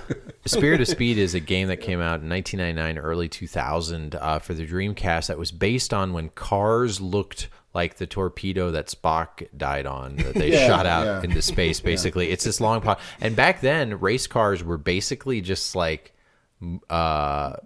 coffins on wheels. Yeah, coffins on wheels, Yeah. like. Literally and figuratively. Yeah, because like they buried in the thing because they couldn't pull the guy out. But like you couldn't turn these things. Like having like a live axle or anything was just like you just hope for the best, and then you just put on as much horsepower as you could. And back then there wasn't any kind of fuel injection or anything. It was just like crank the turbine and go. So these cars did not perform well. Have you ever have you ever turned a crank? Have you ever started a crank car? It's hard. It is hard, and they will damn near rip your arm off when they start. Yep. When they go, do you sort of just have we used to have old farm implements, or we had an old farm implement, old plow back when I grew up, and it was a turn crank. Okay. You had to take the crank off the back of it, walk to the front of it, and twist this thing to start it up. Feel the resistance and all the way go. When it started, you better turn loose. Gosh. Losing that arm. Yeah. Well, they're no joke. Yeah, that's the equivalent of it. Imagine like actually racing in these things that are so obsolete. It's not fun. It's like You make a video game out of it. Yeah, I made a video game out of it, and they basically just tried to make it as authentic as possible, which was the worst idea you could do. So honestly, though, there is one LJN game that is not super terrible. Terminator.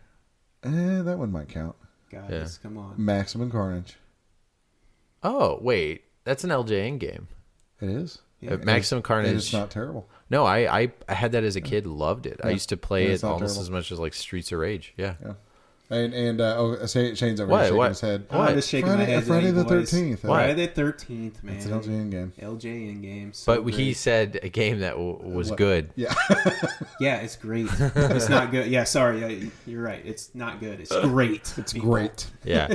There's I can't think of what it is, but there's an LJN game for the original Game Boy that I loved just because I played it as a kid. Because remember, different time period, I've said this before. Yeah. When you have a bad game as a kid, it's really hard for it to be so bad you won't play it. You just get good at figuring out what that game was trying to be. And that was like some of the that was Bill Elliott's NASCAR for the Game Boy. If you play that now, it's literally like a frame, and then like the whole screen wipes, and there's a new frame coming up. only imagine how bad just that the is. title of that game makes me a little sad. How about this? It was the only game. It was the only game where I was making my custom cases back when I was doing all those like paper made, plastic hard cases. It was the only one I could not find box art for in the whole freaking internet. I could find the front of it in this terrible like 50 by 50 DPI image, and there was no like back of the box. And it's like for original Game Boy Nintendo, it you was can lost find in all the book burnings. Yeah. yeah, I guess so. Bill Elliott, hope rest in peace. Is he alive? We do this every episode. I have no idea. Yeah. He was kind of old at the time. I'm sure he's fine. Al Unser, all those all guys. right. I don't know. He's all right. Yeah, I never had cable, so I used to know these Drinking guys Busch Light just because. somewhere. Yeah, He's all right. yeah, All right. yeah. Head for the Rockies. All right.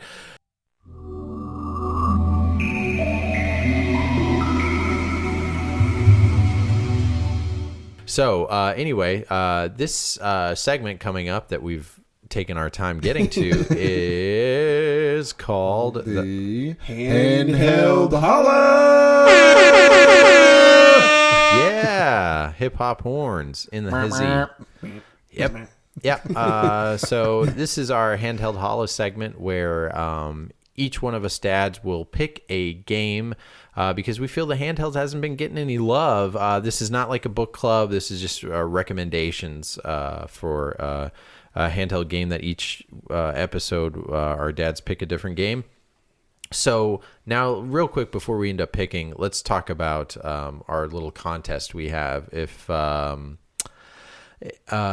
you are listening to this And on our Facebook, we haven't made an announcement since posting this episode.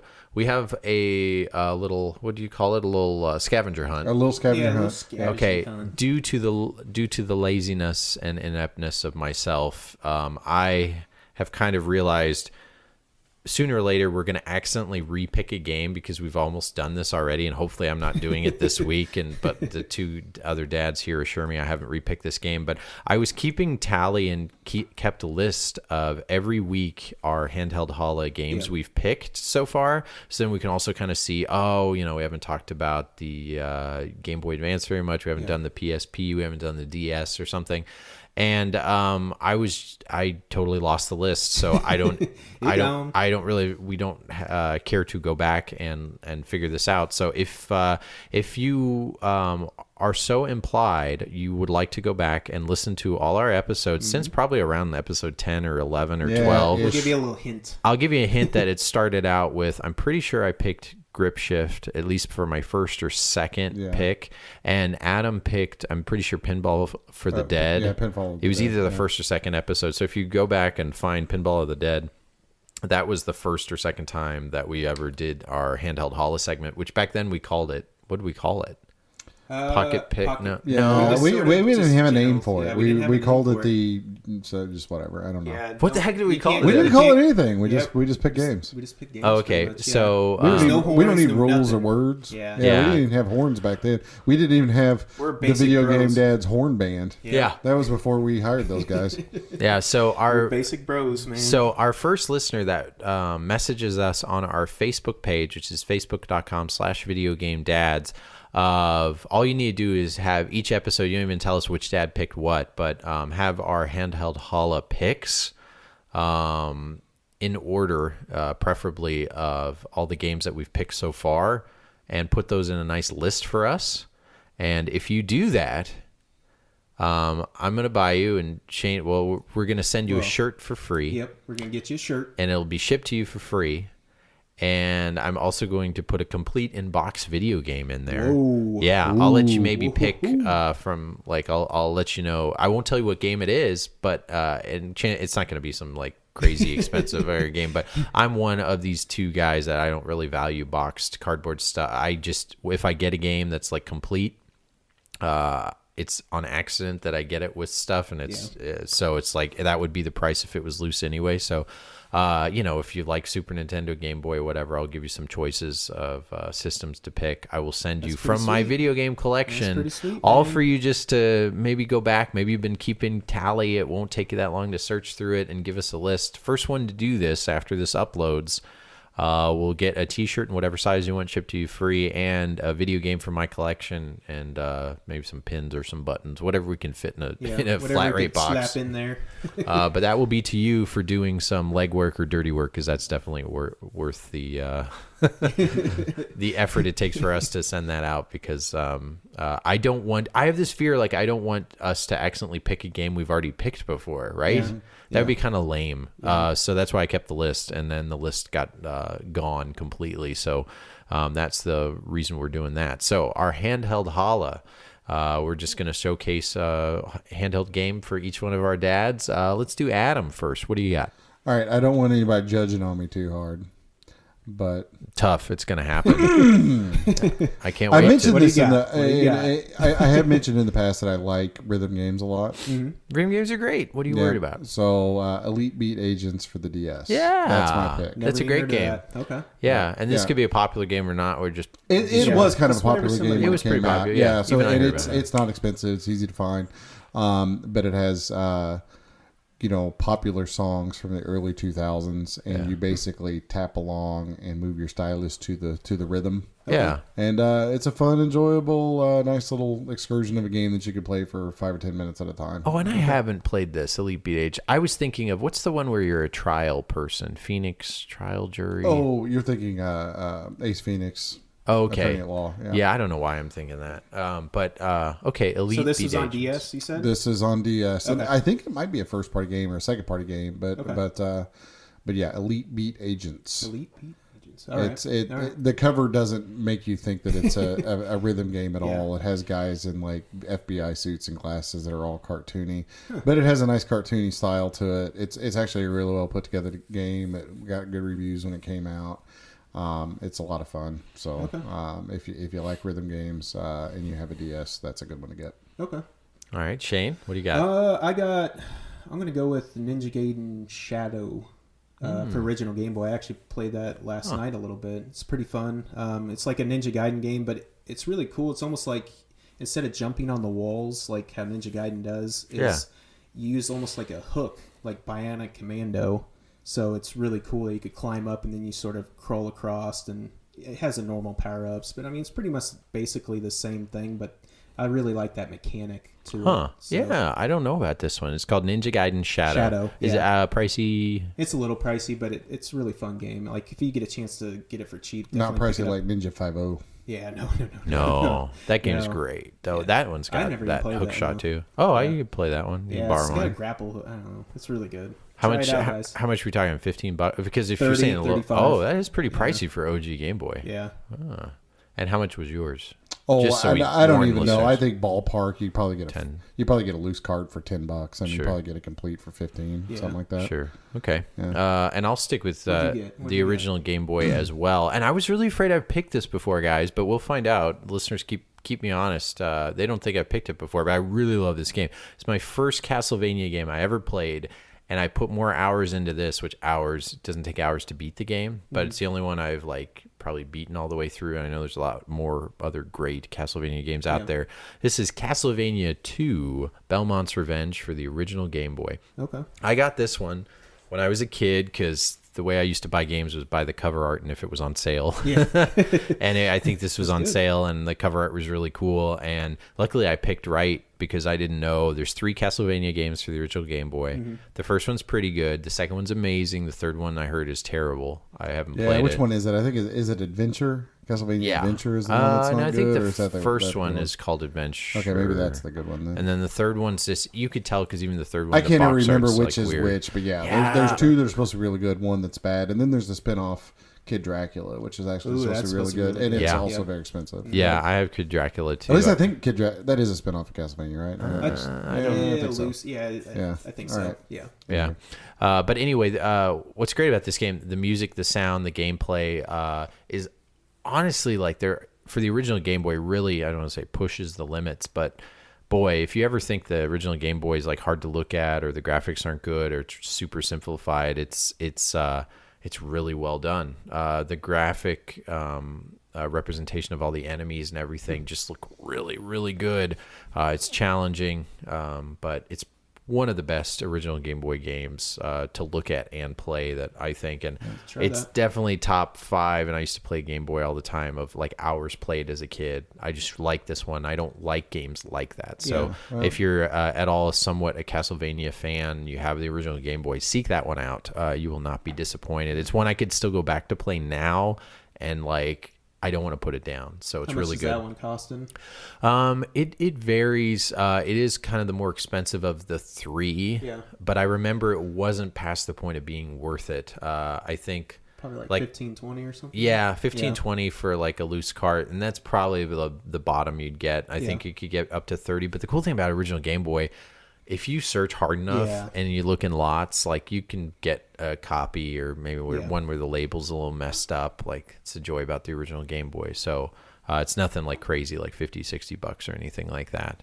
But anyway, those are our picks for the handheld Hala. Let us know if you got some too. Thanks.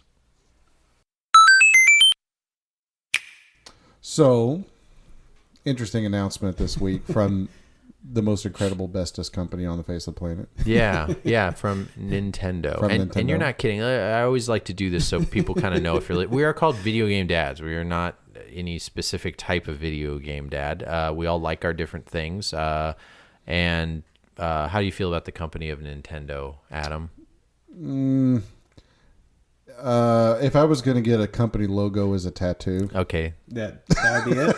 Okay, you're I'm a Nintendo guy. You're a Nintendo guy. Yeah. So I'm a realist Nintendo guy. I mean, I'm a Nintendo PlayStation guy, I suppose, but yeah, I'm a Nintendo. Just kid. so we kind of know where we're coming from. Yeah. And Shane, Nintendo. Yeah, you're okay.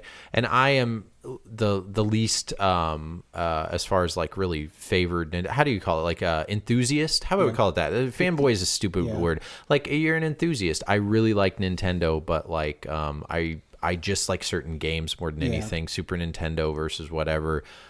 64, GameCube. I don't collect for any of that. And the Wii, I thought kind of the company got a little gimmicky, that kind of thing, kind of later in its years. And I never played the handhelds past the Game Boy. I got into the Game Boy Advance, love that thing. So I appreciate Nintendo. I really like them. But as far as you're definitely getting not, things game one, you could tell that. Tier. So that's kind of where we're at. So I think a pretty healthy kind of sway bell curve, if you will, of Nintendo between the three of us. This being said, this is a big announcement from one of the big video game companies. So Adam, tell us what's going on. So Nintendo announced the Nintendo Labo. Nintendo Labo. What is the Nintendo Labo? Is it a Labrador? Is it a dog that you call that you gimmickly wave at? It's a Nintendo Laboratory. Oh, I get it. So Amiibo, Labo, Nintendo. No, it's what it is. Where you make things and experiment and grow in joy and wonder. Okay. Joy and wonder. This seems kind of superfluous. Explain. What's this joy and wonder we're about to create in this Nintendo? Is it this new motion control brought us into the third dimension? We had old people playing bowling. We had the 3DS bring us into the third dimension. What is this laboratory? It's a new innovation. Okay. Known as cardboard.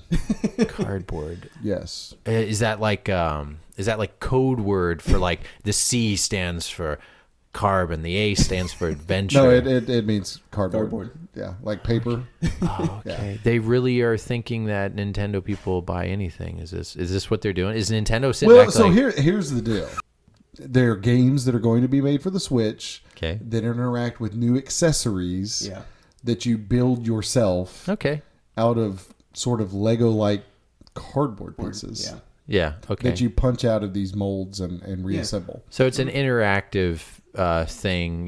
Using gimmick would be a strong word, but basically this is that's a gimmick. That's what it is. Yeah, this isn't super. I wanted to say, like, I don't think this is so out of left field as people are making it. Like, no. People are like, oh, it's cardboard, it's horrible, and everything. Well, you buy games all the time for $60 or whatever dollars, or if you're buying the collector's editions or the ones that include all the DLC packs. If you bought last year's Call of Duty and wanted to play it online, you spent $80 or $90 on it. Yeah. So, and that didn't come with cardboard. So I look at this as a fun-looking game that also includes a cool, fun-looking cardboard piece. Yeah. I think this is going to end up being a whole line of games. Yeah. But the first two are a robot game where you basically assemble a robot suit that you can put on your kid or whatever. Robot backpack. A robot backpack. Then they interact with this game. They're the robot in the game. Yeah. And then the other one is a variety of things. So there's a keyboard that attaches to the Switch. There's a fishing pole. And all this is like folded cardboard. It is. All of this is folded cardboard. And there's actually videos of this out there, so YouTube it or whatever. It actually does a better job of explaining this than I am. It's something that you almost have to see. I mean, I finally looked at it because I heard about it and I saw screenshots and I was like, okay, what is this? And I immediately wanted to turn off my internet because I don't want to hear people argue, like grown men argue. Oh no, I feel the same thing. Like whenever, because I'm on some Facebook groups and things, and people are like trying to make a big deal out of it, and it's like, if you don't think it's going to be fun for you, then just don't buy it. Exactly. Yeah. Like there's no reason to trash on it. This isn't for you. It should be. That's the thing I got. Let me back up for a second. Yeah. I am not the demographic for this. No, I am not going to buy this for me to play. I am going to buy this for my kid to play with me. Like this is going to be a really fun thing to do with my kid, and Nintendo.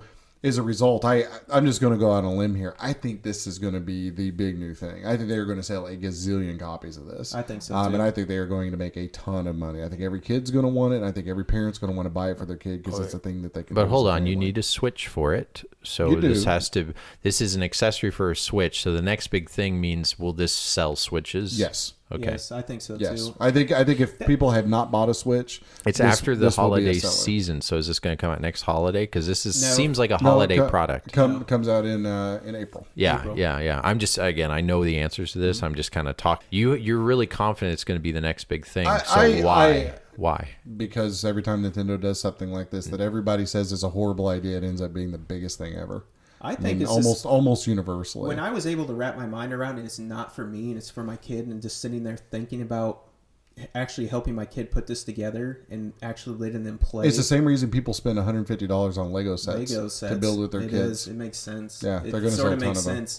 And I just had to wrap my mind around that. It's not really for me. It's more for your child. It's really a child's toy, and there's no reason to trash it. I mean, I see so many people just hating on this and saying, "Oh, Nintendo's a selling." See, and I've stayed away from that, so I imagine. But my I don't want point to see is, it. I mean, going back to whenever, including the Switch and everything else, but especially like with the Wii. I mean, everybody. I mean, so for instance, I saw a meme today talking about sort of Xbox One X, 4K, PlayStation, PSVR, and then Switch cardboard, and I mean, it's sort of like funny, har. And I mean, I get what people, again, this is like grown men complaining and arguing about things that don't matter. I mean, if the only thing that makes video games good is horsepower, buy a PC, buy a really good graphics card, and don't even, if you're a console person, you can't even compare it to a PC anyways. Well, let's not get too into the haters of it, because all of us aren't hating. Because if we're talking about this is not what I want to talk about more about this thing, and we can get more into it if I already can imagine what people are saying. And we got PC, we got this and that. I want to know less about what it's going against and what it is. I want to know more the how about it. Like, what made Nintendo think about creating this? Because what you started to say about the Lego... Nintendo makes things that they think are going to be fun. Yeah, and they take risks. They do. And they, I mean, honestly, the Wii U was a risk, and that kind of failed. Yeah. And that was something that's innovative in using a tablet. So they have made a lot of failures. But here's the thing. I think failures, you can't get success until you take these risks. Yeah. So the Wii was a risk. This is a risk, but there's two things that I think people are not focusing on about this thing that I've kind of noticed without getting too much into the two sides butting heads about this is for you. No, it's not. Why are you arguing about this? Oh, this looks dumb. Like it's going to break. It's made of cardboard. I think the two things that this is showing is Nintendo is a company that makes and takes risks. Yeah. This is going to show off the Switch more and get people talking about it more. The NES Classic and Super NES was also kind of a risk. Now, Nintendo says that they didn't imagine this to succeed. And and we kind of said, well, they should have, and it's a whole different conversation when Reggie Fils-Aimé said that the Nintendo Super Nintendo Classic would have been readily available by the holiday, and what do you know happened? It didn't. Constantly, I think, have to take part of their treasure chest and say, listen, we're a toy company first. We're going to take some risks. And when we do that, we have to know we're going to make some failures, but the failures only show us what works and what doesn't, and you can't do any progress. You can't, like the Wright brothers, fly. You can't do anything without seeing what catches the eye. And this is basically just a creativity discovery tool. Yeah. There's been these things that you can put together and interact with before. If Leapster would have made a version of this not as polished and Nintendo-like, no one would be talking about it. Yeah. But we are talking about it, and the two things that this does, which is what I'm alluding to, is if it fails or not, Nintendo is showing that they're an innovative company, and they're okay to take risks. And it's also saying that, it's okay to take risks but not bank the entire Switch on this, because the Switch is selling well. This is why I'm kind of surprising you. I'm not going to talk crap on this, but I'm going to only say what this is. And right now, this is something that's an experiment, like Amiibo was. They didn't know if it would take off, and since it did, they kind of went with it, and so they underproduced it at the beginning. Yeah. If they underproduce this and you can't find it, where people are going to get mad at Nintendo again, but they're actually just going to take a calculated risk. I think there's a lot of kind of development behind this thing if you look at it. And playing a cardboard keyboard that to me is someone who plays piano, and this is only an octave and a half. Yeah. you're kind of limited in what you're going to do. So long term, these games are not something that will hold an adult's attention. Oh yeah, but they're not made for adults. Exactly, and that's what I was saying. I want to stay away from the people who are talking crap on it and what you're going to do to collect it and how you're going to let's see, I'm going to keep one to open because it's cardboard and one to save. This is 100% not for middle-aged men. This is something for a kid, and it's a very specific kid. It's not one too young. It's one where I remember a certain period of my life where I could think, oh, this would be totally fun. But if you buy this expecting to have some fun with it, I'm going to watch 40-year-old guys giving reviews of it. I'm going to want to poke my eyes out. That's coming, actually. And it will make you want to poke your eyes out. And that's what I want to get at is and you need to see, if you don't know what we're talking about, please look at the 2-minute kind of sizzle reel of this thing. And it'll show you 100% what it is. The other thing too is everybody says it's too expensive, which probably is true to some extent. Just like all the new games. Well, what comes with it besides just saying cardboard in a game? But what it's a game. comes with it? I mean, it comes with the cartridge, the game cartridge. Yeah, the game cartridge. How much cardboard are we talking? Does this have the backpack and the thing? There's two different separate sets. Yeah, the robot That's is a different set. I come in with. And then they could have fit that all. And then the other one is the other one. Well, but there's going to be all kinds of sets by the time Rob it's the done. Robot. Also, remember they sold that Nintendo because of that. If they're trying to sell more of the Switch, this is kind of a Rob the Robot possibly. That was a learning education tool. This is a Trojan horse. Nintendo sort of already won because this is the #2 trending thing, and that was on YouTube for a day or two. I mean, that's going to sell Switches just because so many people have seen it. And the thing that people, though, or the thing that I repeatedly keep saying is people say, my kid's going to tear up cardboard. The cardboard's going to get wet, and this is going to happen. But Nintendo has already announced, at least, correct me if I'm wrong here, but the patterns, the cardboard itself, free. Yeah, it's all going to be available for free. And there's going to be third-party companies that do thick plastic instead. Oh yeah. So there you go. So all the people who are like, oh, it's going to get torn up and everything else, the patterns are going to be there. You'll be able to cut make it out of. pieces, Can you imagine Bithead making this with his kid? Oh yeah, I bet Bithead wasn't even listening till I mentioned this, but he can actually do a Bithead version of this where he's because he's great with wood and real manly. But the three of us combined were about one leg of him as far as manliness. But he knows how to work. No, never mind. Shane, you're pretty good. You're a mechanical guy, but you can actually go the next step with this, because if this is nothing's really interacting with it except cardboard, right? Because there's no USB thingy. Well, the thing that's interesting is that you could probably mod these and make your own little things too with this. Yeah, I mean, who knows? Can you make the piano longer or bigger or something? Maybe make your own piano. I mean, it showed kids drawing on it. I mean, that's just. I don't know. I just thought the little keyboard something thing. Cute about that. It's like kid being able just to make it its own, his own piano and color it pink or red I don't know. All I know is I look at my kid, I look at that thing, and I'm like, oh yeah, he's gonna have a lot of fun with that. Yeah. And if he doesn't, there's so I guess long story short is I've already pre-ordered both. All right. I put a pre-order down. Did you do Best Buy because of the sale? They're on Amazon right now. Gamers Club Unlocked. Okay, well maybe I'll look at that later. But is Amazon do the discount? Yeah, usually they match. Oh, okay. Even that, yeah, because I know Amazon doesn't do special anything past normal game, but usually if you want me to pre-order for you, usually they'll match. Because how much is it want to be? 70 or 80? I think one of them's 80. I think one's 70. One's 60, one's 80. I think. Interesting. When's this coming out? 420 this year. So coming 420. Up soon. Yeah, that's where I saw all the marijuana jokes. Jokes. I hate Nintendo. Jokes. For Pete's sake, they're just putting the two. They literally picked that date for the marijuana because I was like, this is for your kid who smokes pot. And I was like, why are people making that comment? And now I get it. I didn't know what 420 was until last year. Oh, really? Yeah. People that is kind of people kept saying 420. And I'm like, 420? What the hell is everybody talking about 420? You know what it's? I'm like, no, I don't, because I'm not a doobie smoker. Yeah. So yeah. So I saw some internet thing on it last year, and I was like, oh, okay, that's what it means. So Oklahoma, low marijuana state, I guess. Well, low marijuana use in my house. Are you going to get it, Shane? I'm going to get it. I mean, it looks interesting. My kids, I think they'll play with it. The only problem I have with it is it seems like it's just such a tight demographic, because your kid can't be 13, too young or too old. Yeah, too young or too old. Yeah. But what's cool is so you mentioned 13, so I'm thinking none of us have a 13-year-old. We'll run down quick. Grayson is 4, and you're 3. Yeah, Four. 3 or 4, 2, 1. Okay. 4, 2, and 1. The So- one, when did she turn in 2? It has to be soon. It's coming up soon. Awesome, So, yeah. And Sebastian is 10 months old, and he's not going to be in the day. Yeah. He'll look like it. We were talking Yeah. about that earlier.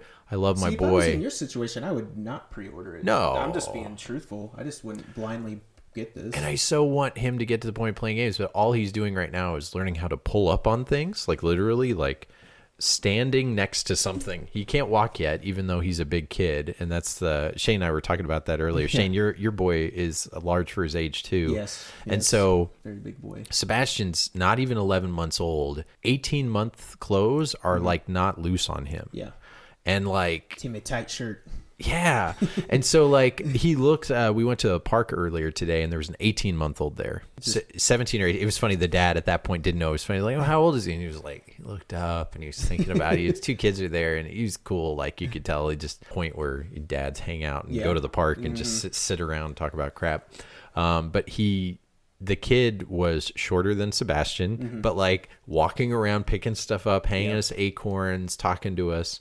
And I have my kid in there who's bigger than him. And when we pull him out, we got to like hold him up and prop him up. He Yeah. is taking steps and stuff. And I'm just like, oh my gosh, I have that kid where when he's 2 years old, having a 2-year-old tantrum in public, everybody's going to be like, oh my God, that 4-year-old is really badly Yeah, behaved. that's a bad 4-year-old. I know. It's already happening at the daycare he's at. They're saying stuff like, he needs to kind of get caught, they want him to get behind or something. I'm just like, get behind. No, And- DBI, no, he's right on track. yeah, they were talking. It was about like using sippy cups and this and that. And it's like he's 7 months old. Like Yeah. it's the look of him. But anyway, he's right where he needs to be. But he's really cute because when he wears like clothes, like he has a something with a collar or something, Yeah. it kind of looks like an Little adult man. now. Yeah, he's little man. a little man.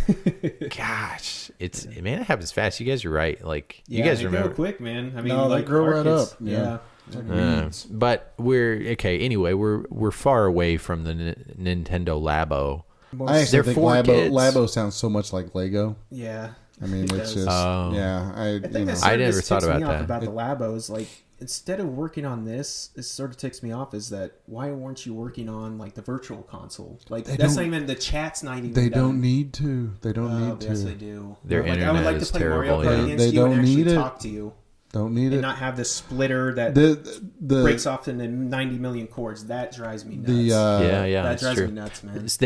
They pay attention to details, but then they don't. Yeah. That's Nintendo. It's kind of like they march to the beat of their own drum. But that's just, to me, it's just a slap in the face. No, to it's the not a day slap in the ones. face. Yeah. They're a company that's built to make money, and they make a lot of it. I know. And but- they're not here to make all of our fantasies and every little whim be true. I know, They're here to but make still, money. It's just like, But And they that's love reselling our games to us. So I hear we- Shane's point. Shane's like, this They're is here to something make that money. this is They're something. a company. They have stockholders. No, I know. But why are they not doing it? Why are they not doing the virtual console? Yeah. Because they're holding it for when the Switch sales slow yeah, down. slow down. Or They they don't have need to, titles they coming need out. they need to have an ace in their pocket. Yeah. I But mean, that why doesn't seem like a big ace. Did that something that's you don't sold think a having whole you don't know. I don't think having the library of like every past Nintendo system available online is a big selling point. They're selling a butt ton of Switches, and they're not having to do that effort, and they're also not having to blow every gimmick they have up their sleeve. But effort is also like they've had it before. They have it all in place. Why not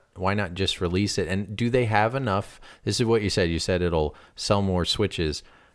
Is that something that sold a whole bunch of Wiis when all of a sudden it got to the point where the virtual console came out? Everybody went to the Wii just for that. I don't It think wasn't. so. No, a lot of people who kept playing the Wii for years and years and years. The virtual console is Virtual what kept console them there. held Yeah, that- held them that yes. there. Yeah, for Later, sure. later, but it didn't. But they release stuff every week. Yeah. You know what I mean? Like, I think, like, why not release it this year? Why next year? I don't think there's a big difference in it. I just really think Well, maybe it's, there Unless it's isn't, not but done. But I I don't think, know. Unless it's but not I, done but or I think they're something holding it tweaking. back. I don't know. But I just wish I wish they would have put a lot more effort into that. Just for me, my sake. I would have loved to play Mario Kart with Adam and be able to Well, chat and- with him. and the other- because it's yeah. annoying because it's like when we played Mario Kart it was so fun, but then it's like it got to the lobby and it's like we're giving each other like Mm-hmm. thumbs up through our like guys, and it's just like that was Yeah. lame. Let's just give me some chat. Just give me some steady gameplay online. I don't know, man. You know, I that's hate my I hate thing. talking to people online through video games, but that's just me. I don't know. I But- enjoy talking to my friends. Like, Well, I mean, just, like, talking through friends yeah. is one thing, but Yeah. but yeah, I don't. I could care less about talking to some dude. I Oh don't yeah, know, for sure. You know, No, playing I'm playing not over talking to some online rando. connection. Yeah. Yeah, well, it's online strategy. So I hear your side, Adam, is like, well, I don't do it. Nintendo hasn't in the past. They don't need to just because the other ones do it. But multiplayer, talking with your friends, and again, if we're thinking kids too, a lot of kids like to do that and like play like Battleship and be able to like kind of talk to each other or razz each other. And you could still have kid games and still have like a chat in place, or even like if you're playing Rocket League on the Switch, having like functional chat is helpful when you've got like the dads getting together or the kids. Yeah, and well, dads. the other reason they do, honestly, I think the biggest reason they don't do the chat things is because of the policing issues. Yeah. I think it has to do with civil liability. I think it has to do with lawyers, and I think it has to do with them not wanting to be in the situation of trying to monitor people's interaction with children online. But They may didn't not they wanna get do that. didn't I they don't get into that trouble anyway with the whole like how you could draw sketches and stuff like that? They were did. doing They did. swastikas. They and did, but that's racial what I'm saying. slurs That's the trepidation. I think a lot of it is legal things with adults and kids and all these people online together commingling, and I don't think that they want to be in the situation of having to be the online police for all of that. Yeah. I don't see the big deal about this thing. I mean, it looks interesting. It's unique. It looks fun, but they could have spent time on doing other things. Yeah, no. I don't know, man. There's a lot of hate on it. No, I know. You see something Don't buy like you kind of want something that like, okay, well, they didn't do it on the Wii, they'll do it on the Wii U, and they didn't, and then they're doing it on this system. And Adam's kind of at the point of saying like, well, Nintendo's going to do what they're going to do no matter what, and they're still going to sell, and that's true. So, kind of call a spade a spade. Nintendo also has made their two previous consoles Nintendo-like and hard for other developers to mess with. Well, I think they've when you have the Wii and I the think Wii they U, finally learned from that. But that's what I'm trying to get at is I think that they have learned to some extent that they've pushed people away from them, and that's why I think that they're backing off of the online stuff and allowing third parties to sell. The thing is an indie machine. Oh, it's awesome! Like every day, I mean, when I get on the indie eShop, there's great games on there, and there's a lot of them coming out. And this isn't unique to the Switch. So like I've got a gaming laptop, and so I'm on Steam every so often, and even going through the PSN store and everything else. I mean, I hate buying non-physical media. Like I hate just downloadable only games. Like I like having the physical cartridge or the physical disc. But God, man, the indie scene is so good. Yeah, and Sony and Nintendo have both done a really good job of embracing and selling those. But I really do think I thought it was kind of them just blowing a lot of smoke before the Switch came out, because Nintendo said that they were going to try to really focus on independent developers and featuring them in the eShop. And I thought, oh yeah, they're probably just saying that just because that's what they have to say. But but I think that's actually what they've done since it came out. Like I think that's actually what they've done. They made here's what happened. They made a console that to people who didn't own it, and I didn't, because when they first announced this thing, I'm like, oh great, another gimmicky console with the ice shaking. But what happened was, behind all that is a functional console that can stand on its own. And I honestly, I'll be transparent, I haven't played my Switch a ton because I kind of knew I wouldn't. I love the heck out of Mario. It's a great thing. Me able to appreciate the console is really just time and place and how busy I am. This is hardcore enough for most people, but because of their history of the Wii, which again, I'm just saying kind of what the consensus is of what that was. Not really a hardcore console. I'm not trying to get into any flame war or anything. I'm just saying, like, look at the Wii, look at the Wii U, look at the Switch. It looked like an evolution, but I agree, Adam, the Switch is totally different than the Wii and the Wii U, and you wouldn't know it their until entire approach is completely different. Totally you wouldn't different. know it unless you played it. But if you're someone who's kind of casually like looking at it and you love your hardcore stuff and you're a Switch hater and all this, I will say, like, if you were going to buy one of these systems and you haven't yet, the Switch is something that, like, a couple of my friends who are they like video games, but they're not like us, like crazy people. Yeah, crazy people. Yeah. But they're guys and played video games as a kid and everything. When they were talking about the Switch, they were kind of like, God, I wanted Nintendo to make a console. And these aren't these aren't guys who on the comments and doing, these are just normal guys, just for perspective. And they both saw the Switch announcement and were like, oh God, another kid console. Yeah. This is another, like the GameCube was whatever. They played and I'm like, actually, this one's not. Yeah. But the problem is Nintendo out of the gate with 1-2 Switch and everything else, they were just wanting to show like have all these other features that they kind of maybe could have missed out. Well, you said they have great sales. I think they missed out on some of the sales because this thing is a better console than I expected it would be. Yeah. I'm glad they didn't release this at the very beginning, like with a 1-2 Switch, because I had been pretty... Oh, really, you're so right. this The would've been, like, cardboard. really, If they would have came like, out with this whoa. cardboard thing with 1-2 Switch, Oh, yeah, like, yeah. I mean, you this would have is- been like, At This launch. is something where it has to be. I mean, it's just like you couldn't have come out. Yeah. You couldn't have come out with PSVR in the first year or two of Yeah. PlayStation 4. I don't think either. well, that was a technology thing. Cardboard's been around a while. Well, no, I know, but it would have been overwhelming. Yeah. Yeah, it would have been too from much. a price perspective, and, Yeah, and 'cause it then- just would have yeah, been. and would it- it would have been confusion. Well, Yeah. confusion. It- And, it like, They would've learned just- people that having to from- spend like $800 to get that one rig. I mean, at least Yeah. 3 years later. You want to talk 5 about the years most later, confusing console, the Wii U, to consumers, not to what it was and The, what the it biggest is. confusion with Wii U was the stupid name they put on it. Yeah. Yeah. I mean, No, that's what I'm talking you know, about. It's Yeah. it's It's- The look of the console, not they the made not the handheld, but the actual look yeah. of Because it. I remember when Wii U looks like a Wii. when Wii U first came out, and when I knew it was. I mean, I kind of thought it was doomed a little bit before it did come out, and I love the Wii U, by the way. But I was at Target and I was shopping, and I had my kid with me, and it's been a couple of years. Oh, wait a second, I didn't have my kid with me because he wasn't around. Yeah. You're just carrying around babies around the it's funny. store. You get dad brain. You get Let's dad look brain. at And this you Wii U. actually can't remember how things actually happened. But Yeah. That's but I dad remember brain, man. I remember being at Target, and I remember shopping, and I remember listening to a kid and his mom, like a 10-year-old kid talking to his mom. And he goes, Mom, I want the new Nintendo. And I remember his mom looking at it and saying, you already own one of those. Yep. Come back over here. We're not getting that. You already have one. Yep. And I thought, yep. That Oh, just this and- is Nintendo and Super that- Nintendo all over. Yeah, again. and that probably happened, 500 other thousand times today, where you get, no, Billy, you're not getting that. You already have one of those. Look, it is. And so she's arguing with him. He's like, no, it's new. And she's like, no, it's called the Wii. yeah. Like you have one, Yeah.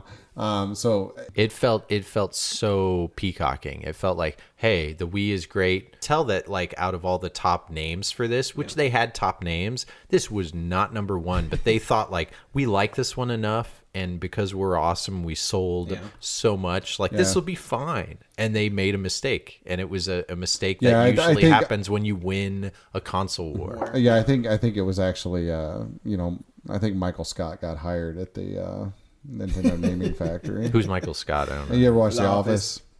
Office. Which character is Steve that? Carell. Steve Oh, Carell. yeah. Yeah. This is totally a Michael Scott move. Yeah. True. Yep.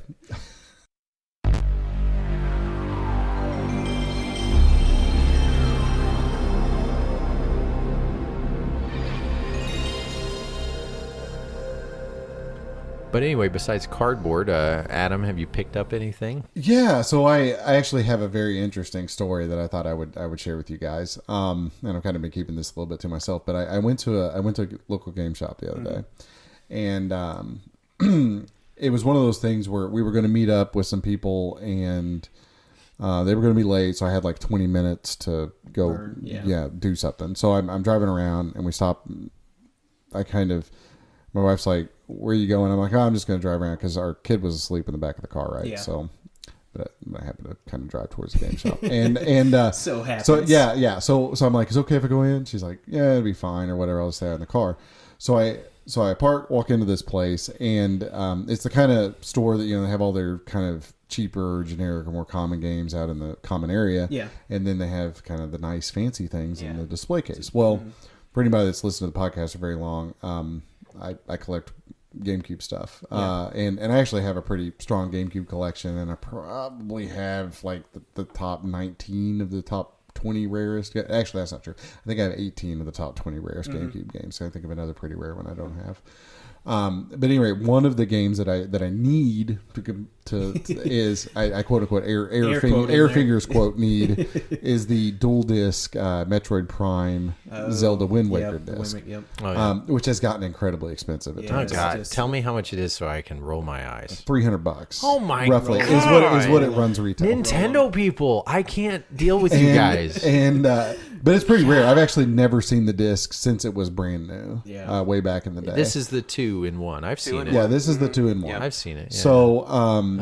So I can basically generate a coupon that gives you 25% off. Blah blah blah. So I was kind of debating getting this thing, but I wanted to look at it. Yeah. Okay. So I actually haven't pulled the trigger on that much in a game in a long time. But in any respect, I went over and I talked to the little guy working at the counter. When it was 70, wasn't that long? Oh yeah, ago? yeah, it wasn't that long ago. But it's one of those that I didn't snatch up in time.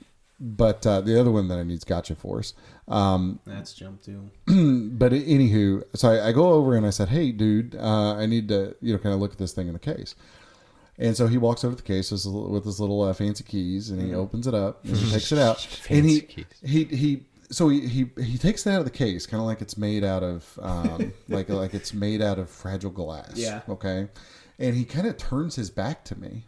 What the hell? And then he kind of starts thumbing through the pages, like kind of frantically, like almost creasing the pages as he's doing in the manual. And I'm like, don't injure the thing. You're like, I just want to look at it. You don't have to tear it up before I see it. Because I'm like cringing a little bit as he's doing this thing. And I said, well, I need to see it. Like that's why I ask you to. I want to look at it. I want to hold it. I want to look through it myself. See what's up with it. And especially if I'm going to spend that kind of money on a game.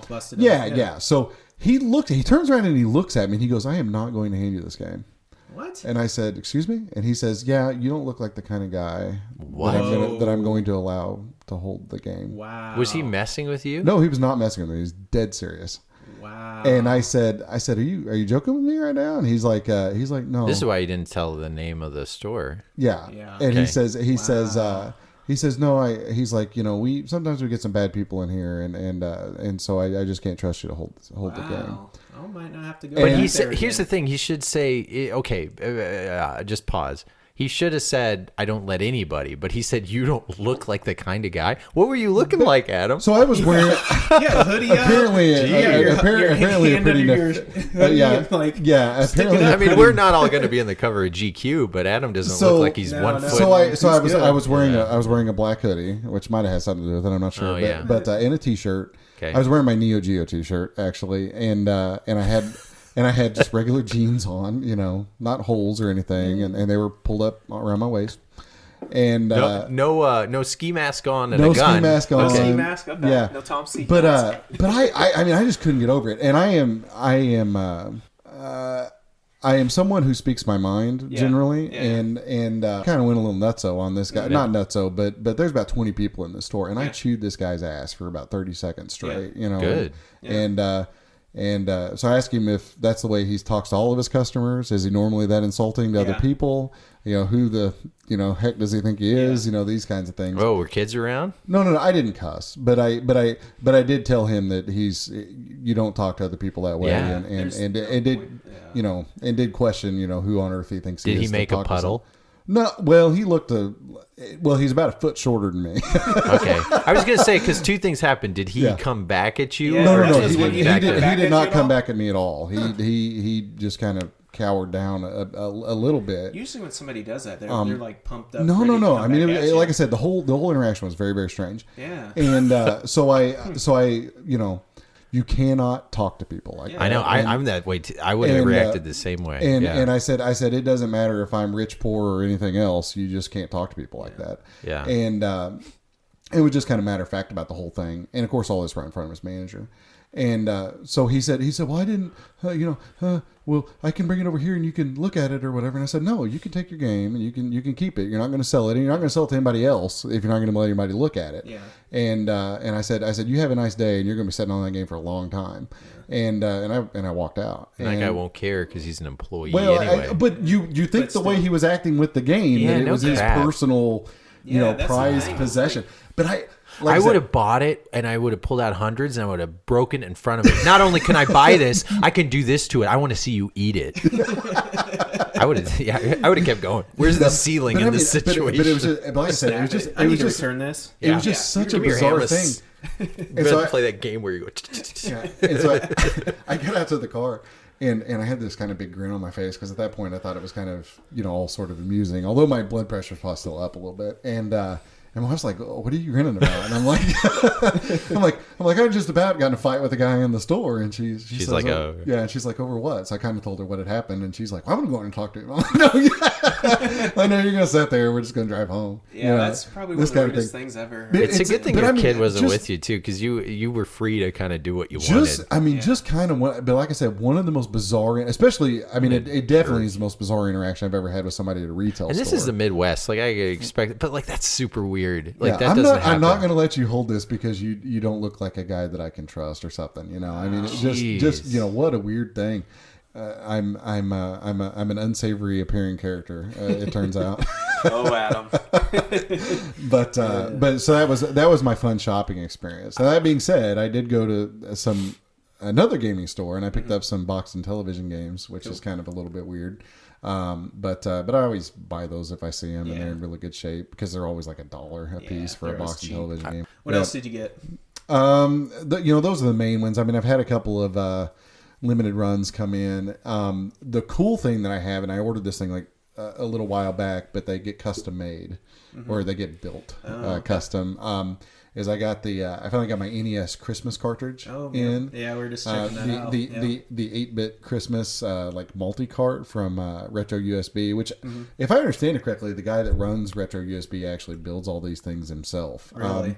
But it's an NES cart that has like LED Christmas lights inside of it, and when you turn it on, Crix? Is that guy Crix? KRIK? No, it's okay. I'm not sure. He's the one that does the EverDrives. Yeah, he does the EverDrives. Yeah, no, different dude. But this guy makes these games, and of course it's all homebrew NES stuff. But the cartridge has all these awesome LED lights in it, and the label of the cartridge is like a black labeled NES game, but the actual label is an LCD screen. Yeah, that's really cool, so when you plug it in, the LCD screen comes on and it lights up with the label. It's very like shiny. Yeah, it's just the coolest thing. Yeah. Like it really is neat.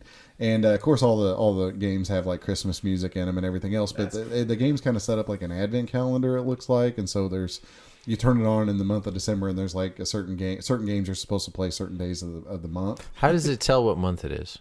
Well, it doesn't. It doesn't. It's just like I think like you pick it. Yeah. Okay. Like it has like a calendar, and at least I'm assuming that's the way it is because there's like numbers on the thing. So I think when you play like a certain game for the first week, and then you play the next game for the next 4 days, and then you play the next game for the next few days. Okay. And so it gives you like an advent calendar to do the for which NES game you're supposed to play at the time. But yeah, super cool. I unfortunately the homebrew NES bug has kind of bit me a little bit because I bought a few of these things here lately, and there's actually a documentary on Amazon right now that I would recommend to people called 8-Bit Heroes. There's some guys that basically are creating a game or have created a game that was this guy and his friend drew up blueprints for a game when they were like 10 years old. Oh, cool. And then he lost them, and then he was going through an old storage facility of his parents and found these plans that they had made for their own NES and then game. Making it. And now that he's a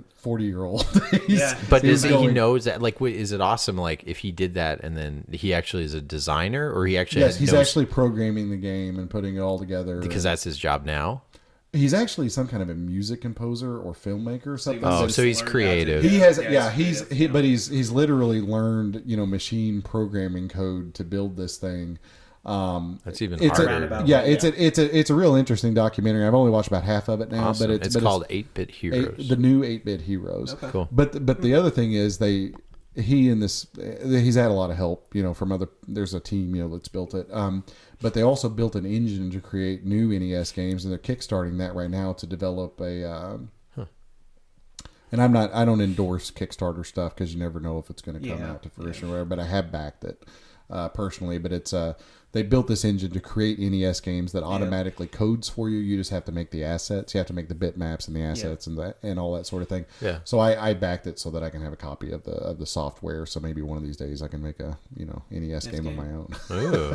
What would that entail? I'm not sure. Going into a video game store, getting yelled at, and then starting your adventure, and then you grow like 10 times the size. Yeah, and but stop I at- thought, my kid, I think, is going to be pretty creative and that sort of thing. So I thought, man, if I could have a neat tool that I can just have on my computer, that's probably worth it.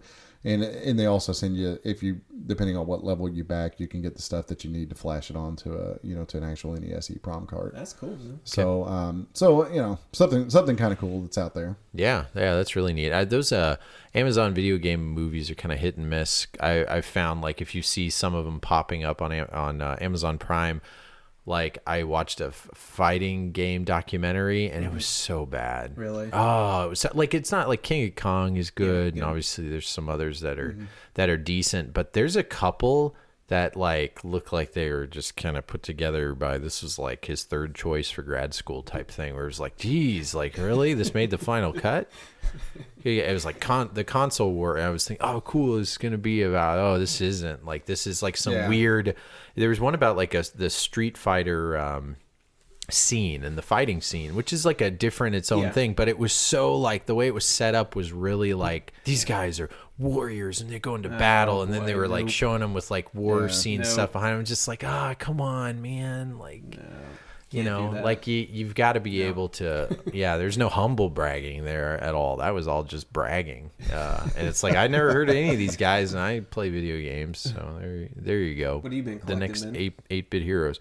Well, I kind of said at the beginning, the last 2 months have been a little atypical for me, but I did pick up some games, during Black Friday and during Christmas, mainly like Best Buy and Walmart. I went out for Black Friday again. This is the second year I've done it like in real life, and it's a lot of fun. If you do it right, like I go at like 10, 11 o'clock at night when all the crowds are gone, but it's like actually just a convenient time to shop because there's so many people in the checkout line, like workers, like Target. If you don't know Target, there's like 50 Target checkout lines. And I really think there's only 50 for that one time a year where it's like Black Friday super busy at 6 o'clock. I don't know why there's so many of them. And there's only like 2 people ever checking people out there.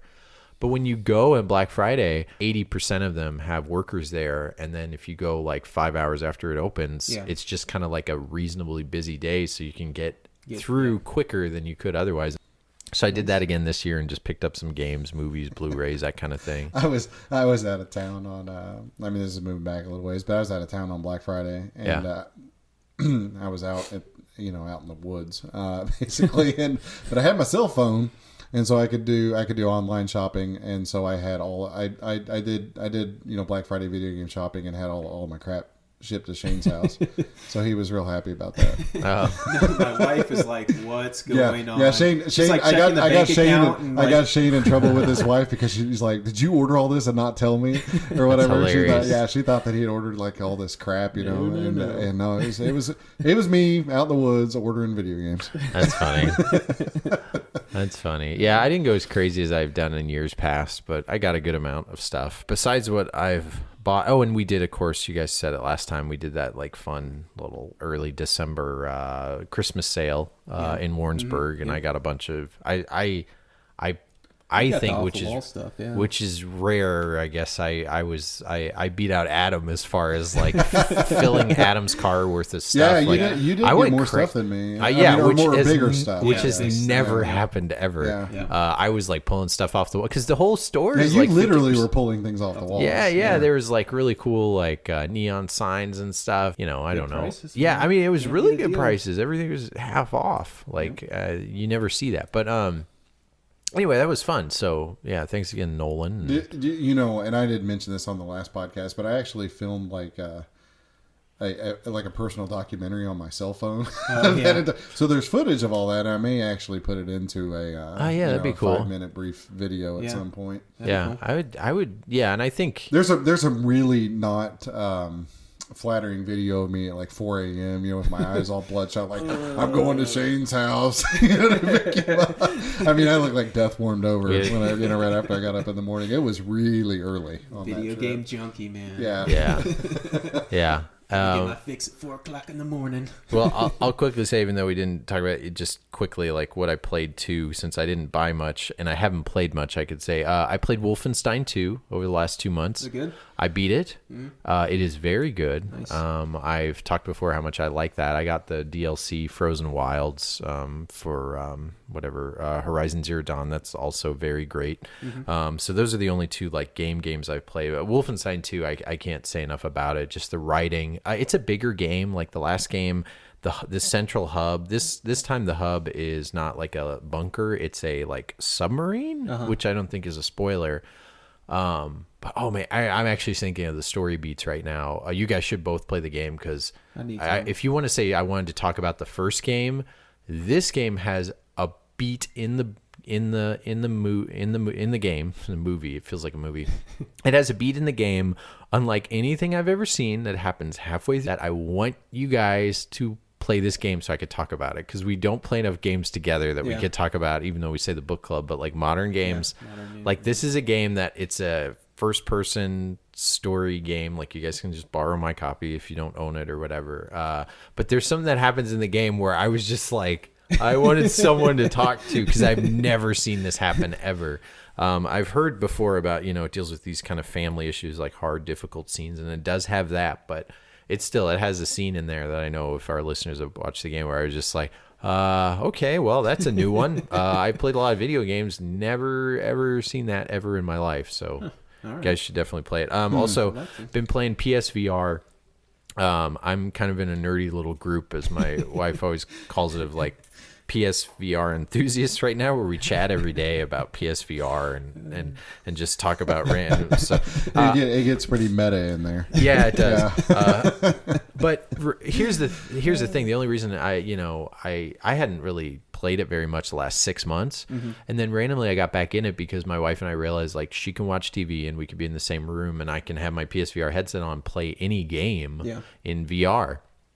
And some of them, like Rocket League, is I actually like playing better. regular games in VR. Yeah. Not all of them are a better experience. Like I did play actually half of Wolfenstein in the VR, and it was fine. It's just sometimes like with real intense stuff, I was like, ooh, I gotta take a break.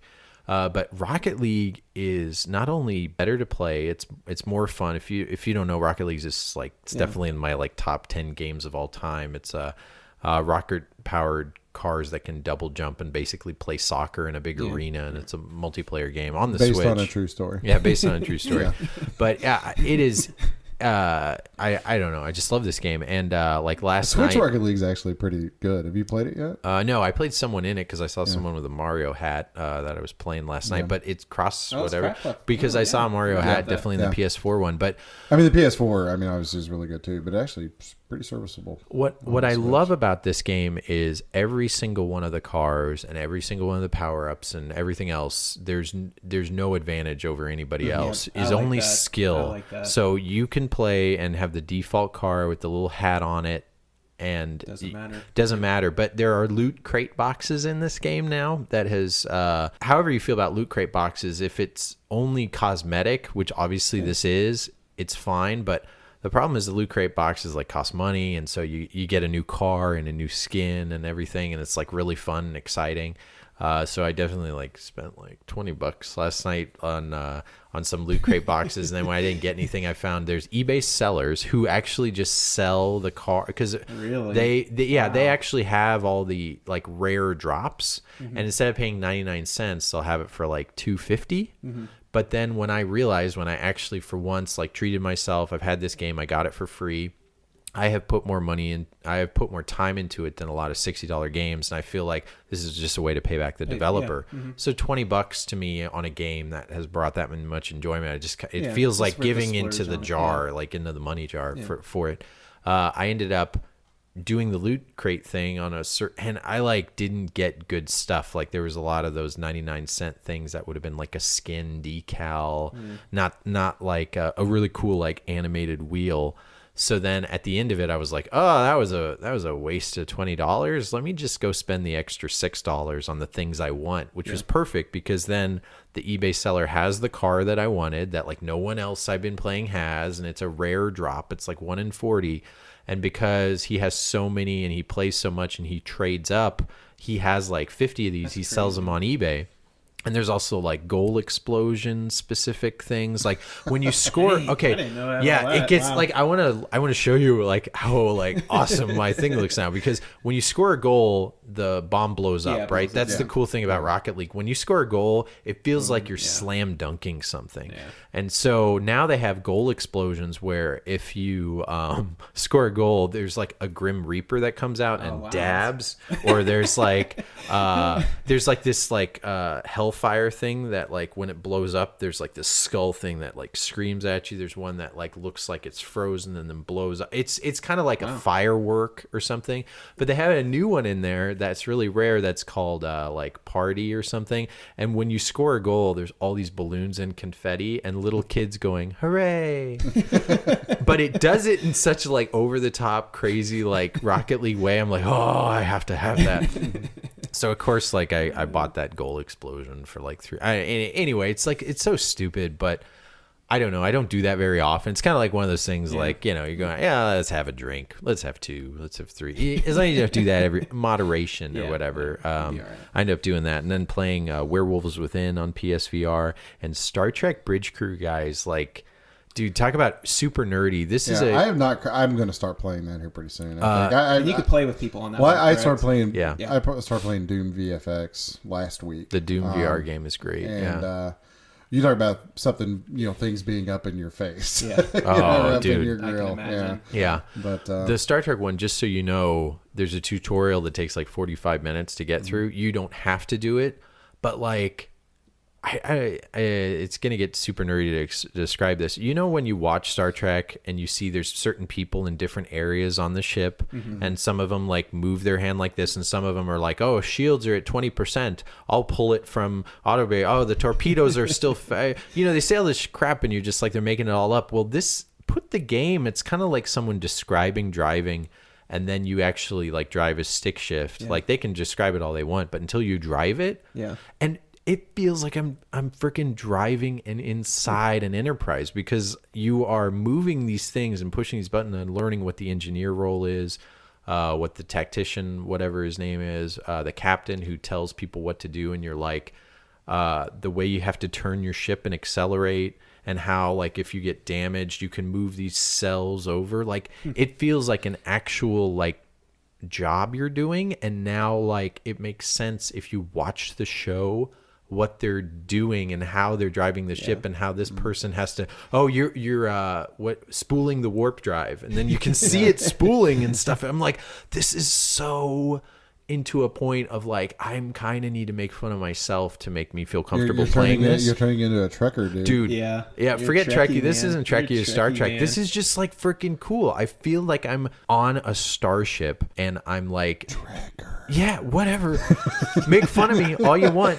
It is one of the funnest, innovative things I've ever seen or done. Like, it is so cool. And then when you play with your friends and you got your move controls, you see everybody and you're like, you know, just you realize how stupid and dumb it is. You're going down a deep rabbit hole. No, you're I know, You're buying I know. spinner hubcaps But for no, virtual see- cars and See, Trekking out and- spinners don't get you anywhere. This is something where, you know, this thing could have made super gimmicky and it's just like dumb and pointless, and then you're like throwing mugs and throwing cups everywhere. But this thing like took itself seriously, and then you end up like, oh wow, like this is like fun. Like you know- anybody can play this. I'm not a Star Trek fan, Yeah, and I love this. I don't know much about Star Trek, but I do know you don't wear a red shirt, and you don't Yep. get near the dudes wearing red shirts. Yeah. I'm hoping there's some guys in red shirts that meet their demise and I think, Bridge Crew. yeah, that's just it. You don't go and walk around. You're kind of, it doesn't sound I mean, fun, is it, right? is it looks true? like work. No, I mean, but it is- anything in VR is kind of fun, I suppose. Yeah. You know, That atmosphere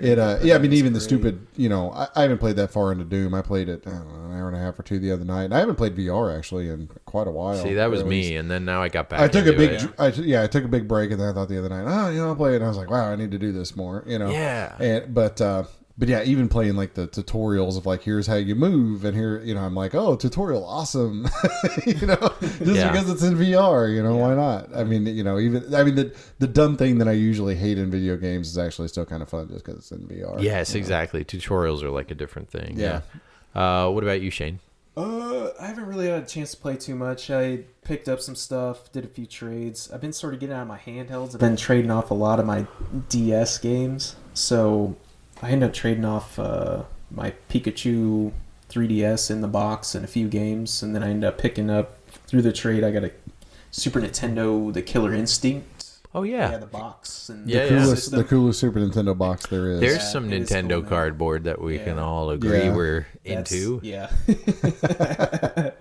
But the system's really clean too, so I'm going to get rid of my other Super Nintendo and trade for it. But then I ended up picking up 56 Nintendo Powers for like $50, so less than $1. That's a pretty good deal. Yeah, for less than $1 an issue. So Yeah, how much do they normally go for? just like 2 or 3. Yeah, or 2 Okay. or 5. I depending. don't know. That's so Some funny. varies. That is about Nintendo-ish ratio because, like, video game magazine, 50 cents to $1 is usually what Yeah, you that's want what to I pay. wanna But pay I know for. Nintendo is like Yeah. probably double or triple. Yeah. Yeah, that's what I want to be at with them. But Cool. got those. I did a GameStop order because I had some trade-in credit because I traded in some more DS stuff, and I ended up picking up Rystar, ended up Castlevania, Bloodlines? or- Bloodlines. Yeah, for Bloodlines Sega. It's all is good. Sega games. Bloodlines is a game that does not get mentioned very often in the Castlevania lineage. Yep. Super good. Good. Yeah, Yeah. I It need to is. Play it. It's a very I'm excited good to game. play that. What is that for? Genesis. Genesis. Or Mega Drive for all of our European Yeah. folks. Hi, Europe. Streets of Rage 3. I picked that up. Nice. Beyond Oasis. I Oh. don't even know what that is, but it looked okay. Yeah. And Peacekeepers on the Super Nintendo. So Is that a shooter? nope, it's a beat 'em up. It looks really good, really fun. God, I'm trying. That to one think wasn't of- really a great deal, but it was. I'm thinking of just, you It in, looked fun. It's a Jalico game, Okay. so it looks fun. And then Contra Oh, Hardcore. speaking of, there actually I did have a pickup this last month that I forgot to mention.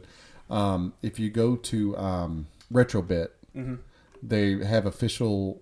Well, they're not Nintendo officially licensed Nintendo Yeah, games, new releases, but Jaleco, Data East, and Irem, I think, are re-releasing a bunch of their games. But yep. you remember Joe and Mac, like Yeah. the games Joe and Mac. Yeah, they got those. So I got an official Data East multi-cart with all 3 Super Yeah, Nintendo that Joe thing and was Mac cool. games I've on seen it. that. And I'll show it to you when we're done. It's super awesome. It looks, comes in all the cardboard just like a I want regular to say SNES Peacekeepers is game. on the other one, the beat 'em It up is, one. yeah. Okay. It's on the Yeah. Brawlers Yep, pack. But those are kind of cool if anybody wants to look at them. They're not super expensive. They're kind of neat. They're all multi carts. They're all from the actual companies that made Yeah, them. the companies. You know, that they're made all them. Yep. they're all legits.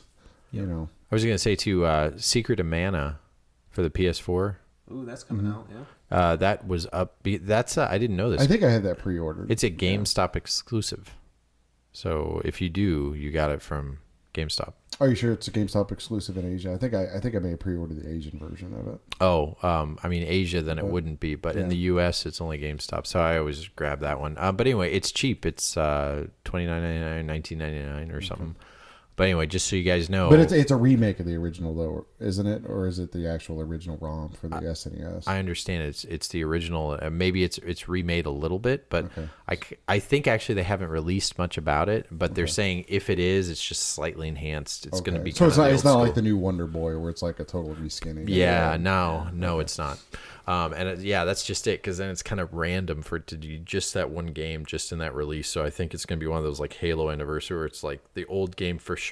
It's just a new skin, or you could do the old skin, I'm assuming. Sorry, I don't know too much, but I just saw that and I was thinking like, oh, this is going to be something that, again, Nintendo-ish that's going to command, because it's really random, right? Who did Secret of Mana? Is that Square Enix? Oh, yeah, Square Square. Enix. Well, it's Square back before Enix, I But it think. only came out for an SNES, right? Yes. Yeah, so that's super random. So I don't know if you're into that kind of stuff. That's a good release to maybe have and put on your shelf. Another thing that I have pre-ordered that I should mention too is so if anybody's ever heard of the Analog NT, it's the $500 Nintendo. Okay. It's more, yeah. If you say that, that's gonna sell everybody. Yeah. So well, it is. It's a $500. Well, actually, it's the regular Analog NT. They actually revised it. It's $450. Oh, But anywho, the same company. bargain.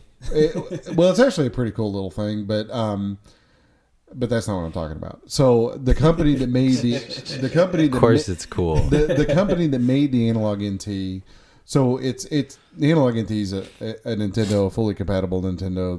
It's like the best NES you could possibly buy or make. But that same company, Analog, is making the Super NT which is their I've heard about revised this. version of the Super Nintendo. It's $189. Comes with a wireless controller. And you say, wow, that's a lot of money for a Super Nintendo. But if you go to the website and look at it, it's a pretty slick looking device. Okay. But So what does it do? Is it HDMI? Well, it does HDMI. It's it's a solid shell design. But it's not like some weird way of like when you say HDMI, they're like, oh, I could just get a switcher. No. This is like natively scaled at 1080. Okay. It's not running through an upscaler like you would in a retro. It is expensive, but essentially this is the best picture quality, the best compatibility, the best connectivity that you can get with actual SNES hardware. Okay. So there are things like Retron, there are other clone systems and everything, but most of those they're emulators. They all are mainly. They're not actually playing through native hardware. So you always lose a little something. You lose a little audio. You lose a video. You lose some kind of fidelity from the original game. Yeah. For if you want to be kind of a purist but have something that's somewhat future-ish proof, or more so than your old Nintendo was, then it's actually probably worth something looking into that it. Price point doesn't sound horrible. I'm actually 400. Okay, now 400. Yeah, it's the equivalent of getting a luxury car. Yeah, I've been tempted to buy an Analog. Does this one play Super Famicom games though? Yes. Oh, that's cool. Okay. Yeah. That's actually not. It's a premium product, but everything in there and all the quality. It's like getting a luxury car, right? Except you don't have any moving parts. So I guess you don't have to worry about maintenance per se. Hopefully, it's sort of like, well, if you're going to spend all the money on the NES games or the SNES games, like, why not? Does it make sense to just buy something that's kind of primo to really? I mean, that's how the golf starts. That's how country clubs start, and that's how. Well, we don't like it around here, so let's just all be the same here, and you have to be exclusive to get in, and we call it a club. And if you're not, it's the same thing as like somebody that has like a huge movie collection, buying a really nice Blu-ray player. Or a projector, or making a theater. Well, I in mean, your that's home. what I mean, because you can buy a surround sound system that's a $200 system. Or you can buy a really nice surround sound system for several $1,000s. So it's sometimes I guess as a hobbyist or whatever, you can somewhat justify those things. But you guys want to know what's funny? Just because that number stuck out to me, I got a call yesterday because the $400, big thing I was going to say, but I could buy an Analog NT or at least close to it, because you guys remember that car accident I was in? Yeah, the one where I got rear-ended by that idiot who was on his phone, and then it just ruined my day because I had to get a drug test, because that's what happens if you drive at any point in your job, and that's part of your description. It's just kind of a blanket thing. If there's an accident, no matter what or who or how, the company has to protect itself, because then if you got 3 accidents later and you kill someone, obviously then they got to show like, oh, this guy was on drugs and we didn't know. Well, I got rear-ended, cut and dry. I was at a stop. And then I had to like drive 3 hours out of the way after ruining my day to go get, the blanket, health check / drug test pee in a cup, because it's just what you have to do, even though, anyway, it sucked. But when I was there and went to the doctor, of course, I would, get in a car accident. And by then I like had a headache because the whole day was so frustrating. And then they gave me some muscle relaxants, but then that meant I had to like come back like a couple days later, even though they cleared me. So that was all it was. I never like claimed anything, never said I hurt my neck or hurt my back or my neck didn't. I could have totally milked it, but that's not how I play. So that was it. And I randomly got a call. They were like, oh yeah, well, this is about the thing that happened back in April of whatever. And at first it sounded like it was a telemarketer thing, like calling from Milwaukee. I was like, what are these people? And then they asked me, are you still getting treatment? And I was like, treatment? What are you talking about? I was like, I went in, they gave me some muscle relaxants. I used like 4 out of the 50 I had. And then I went back for them to officially clear me, because when you get in a car accident, don't tell a doctor you have a headache unless you want to come back, because then they got to make sure there's nothing going on. Well, they were like, oh, okay, well, we're really sorry. So we're going to send you a check for $450 just for the inconvenience. And I said, oh, okay, thanks. You have my address. And then I talked to my wife who works in insurance, and evidently like. They made you sign a sheet of paper, I'll bet. Or agree to something. No, they didn't. They basically know, since it's cut. Normally in cases like this, they have to take such a loss anyway. Yeah. And if I would have went and taken 6 months or a year's worth of, because it's soft tissue injury, or if I had a headache, I could have, or missing my work and missing my job. That my wife said that they basically like, when something like this and this kind of accident where like they have to at least go to workers' comp to just get one visit, some companies like have a certain amount that they already take as a loss. So if you don't get up to that amount, they give that to you anyway, because that's the minimum they expect out of everything. Anyway, it's a nice little surprise because I did the right thing. I didn't milk anything or take advantage of it. And they're like, for your inconvenience, I was like $50, or they send me a gift card or something. I was like, yeah, $400 in the mail. All right. Lucky dog. I know. So that was kind of a nice thing, because boy, I think whatever the episode that was, if you guys have blitzed these, I was bitching a lot on that one for sure, because rightfully so. Yeah. That was annoying. But anyway. So is that an episode? I think so. I think we got through it. Yep. Okay. All right. Thank you for joining us, everybody. Listeners, we really appreciate any kind of interaction. Send us an email, drop us a line. Look at us on Facebook. Give us a comment now. We're at that point, aren't we? Follow us on YouTube. Yep. Follow us on YouTube. Follow us on Facebook. Yep. Yep. Facebook.com/videogamedads, @videogamedads. Hopefully we'll, in the next couple episodes, we'll kind of give you an idea of what and where we might be doing this year. We'll get that finalized out as far as video game conventions, that kind of thing. But thank you for joining us. Thank you for listening. Episode 25 is in the books. Thank you.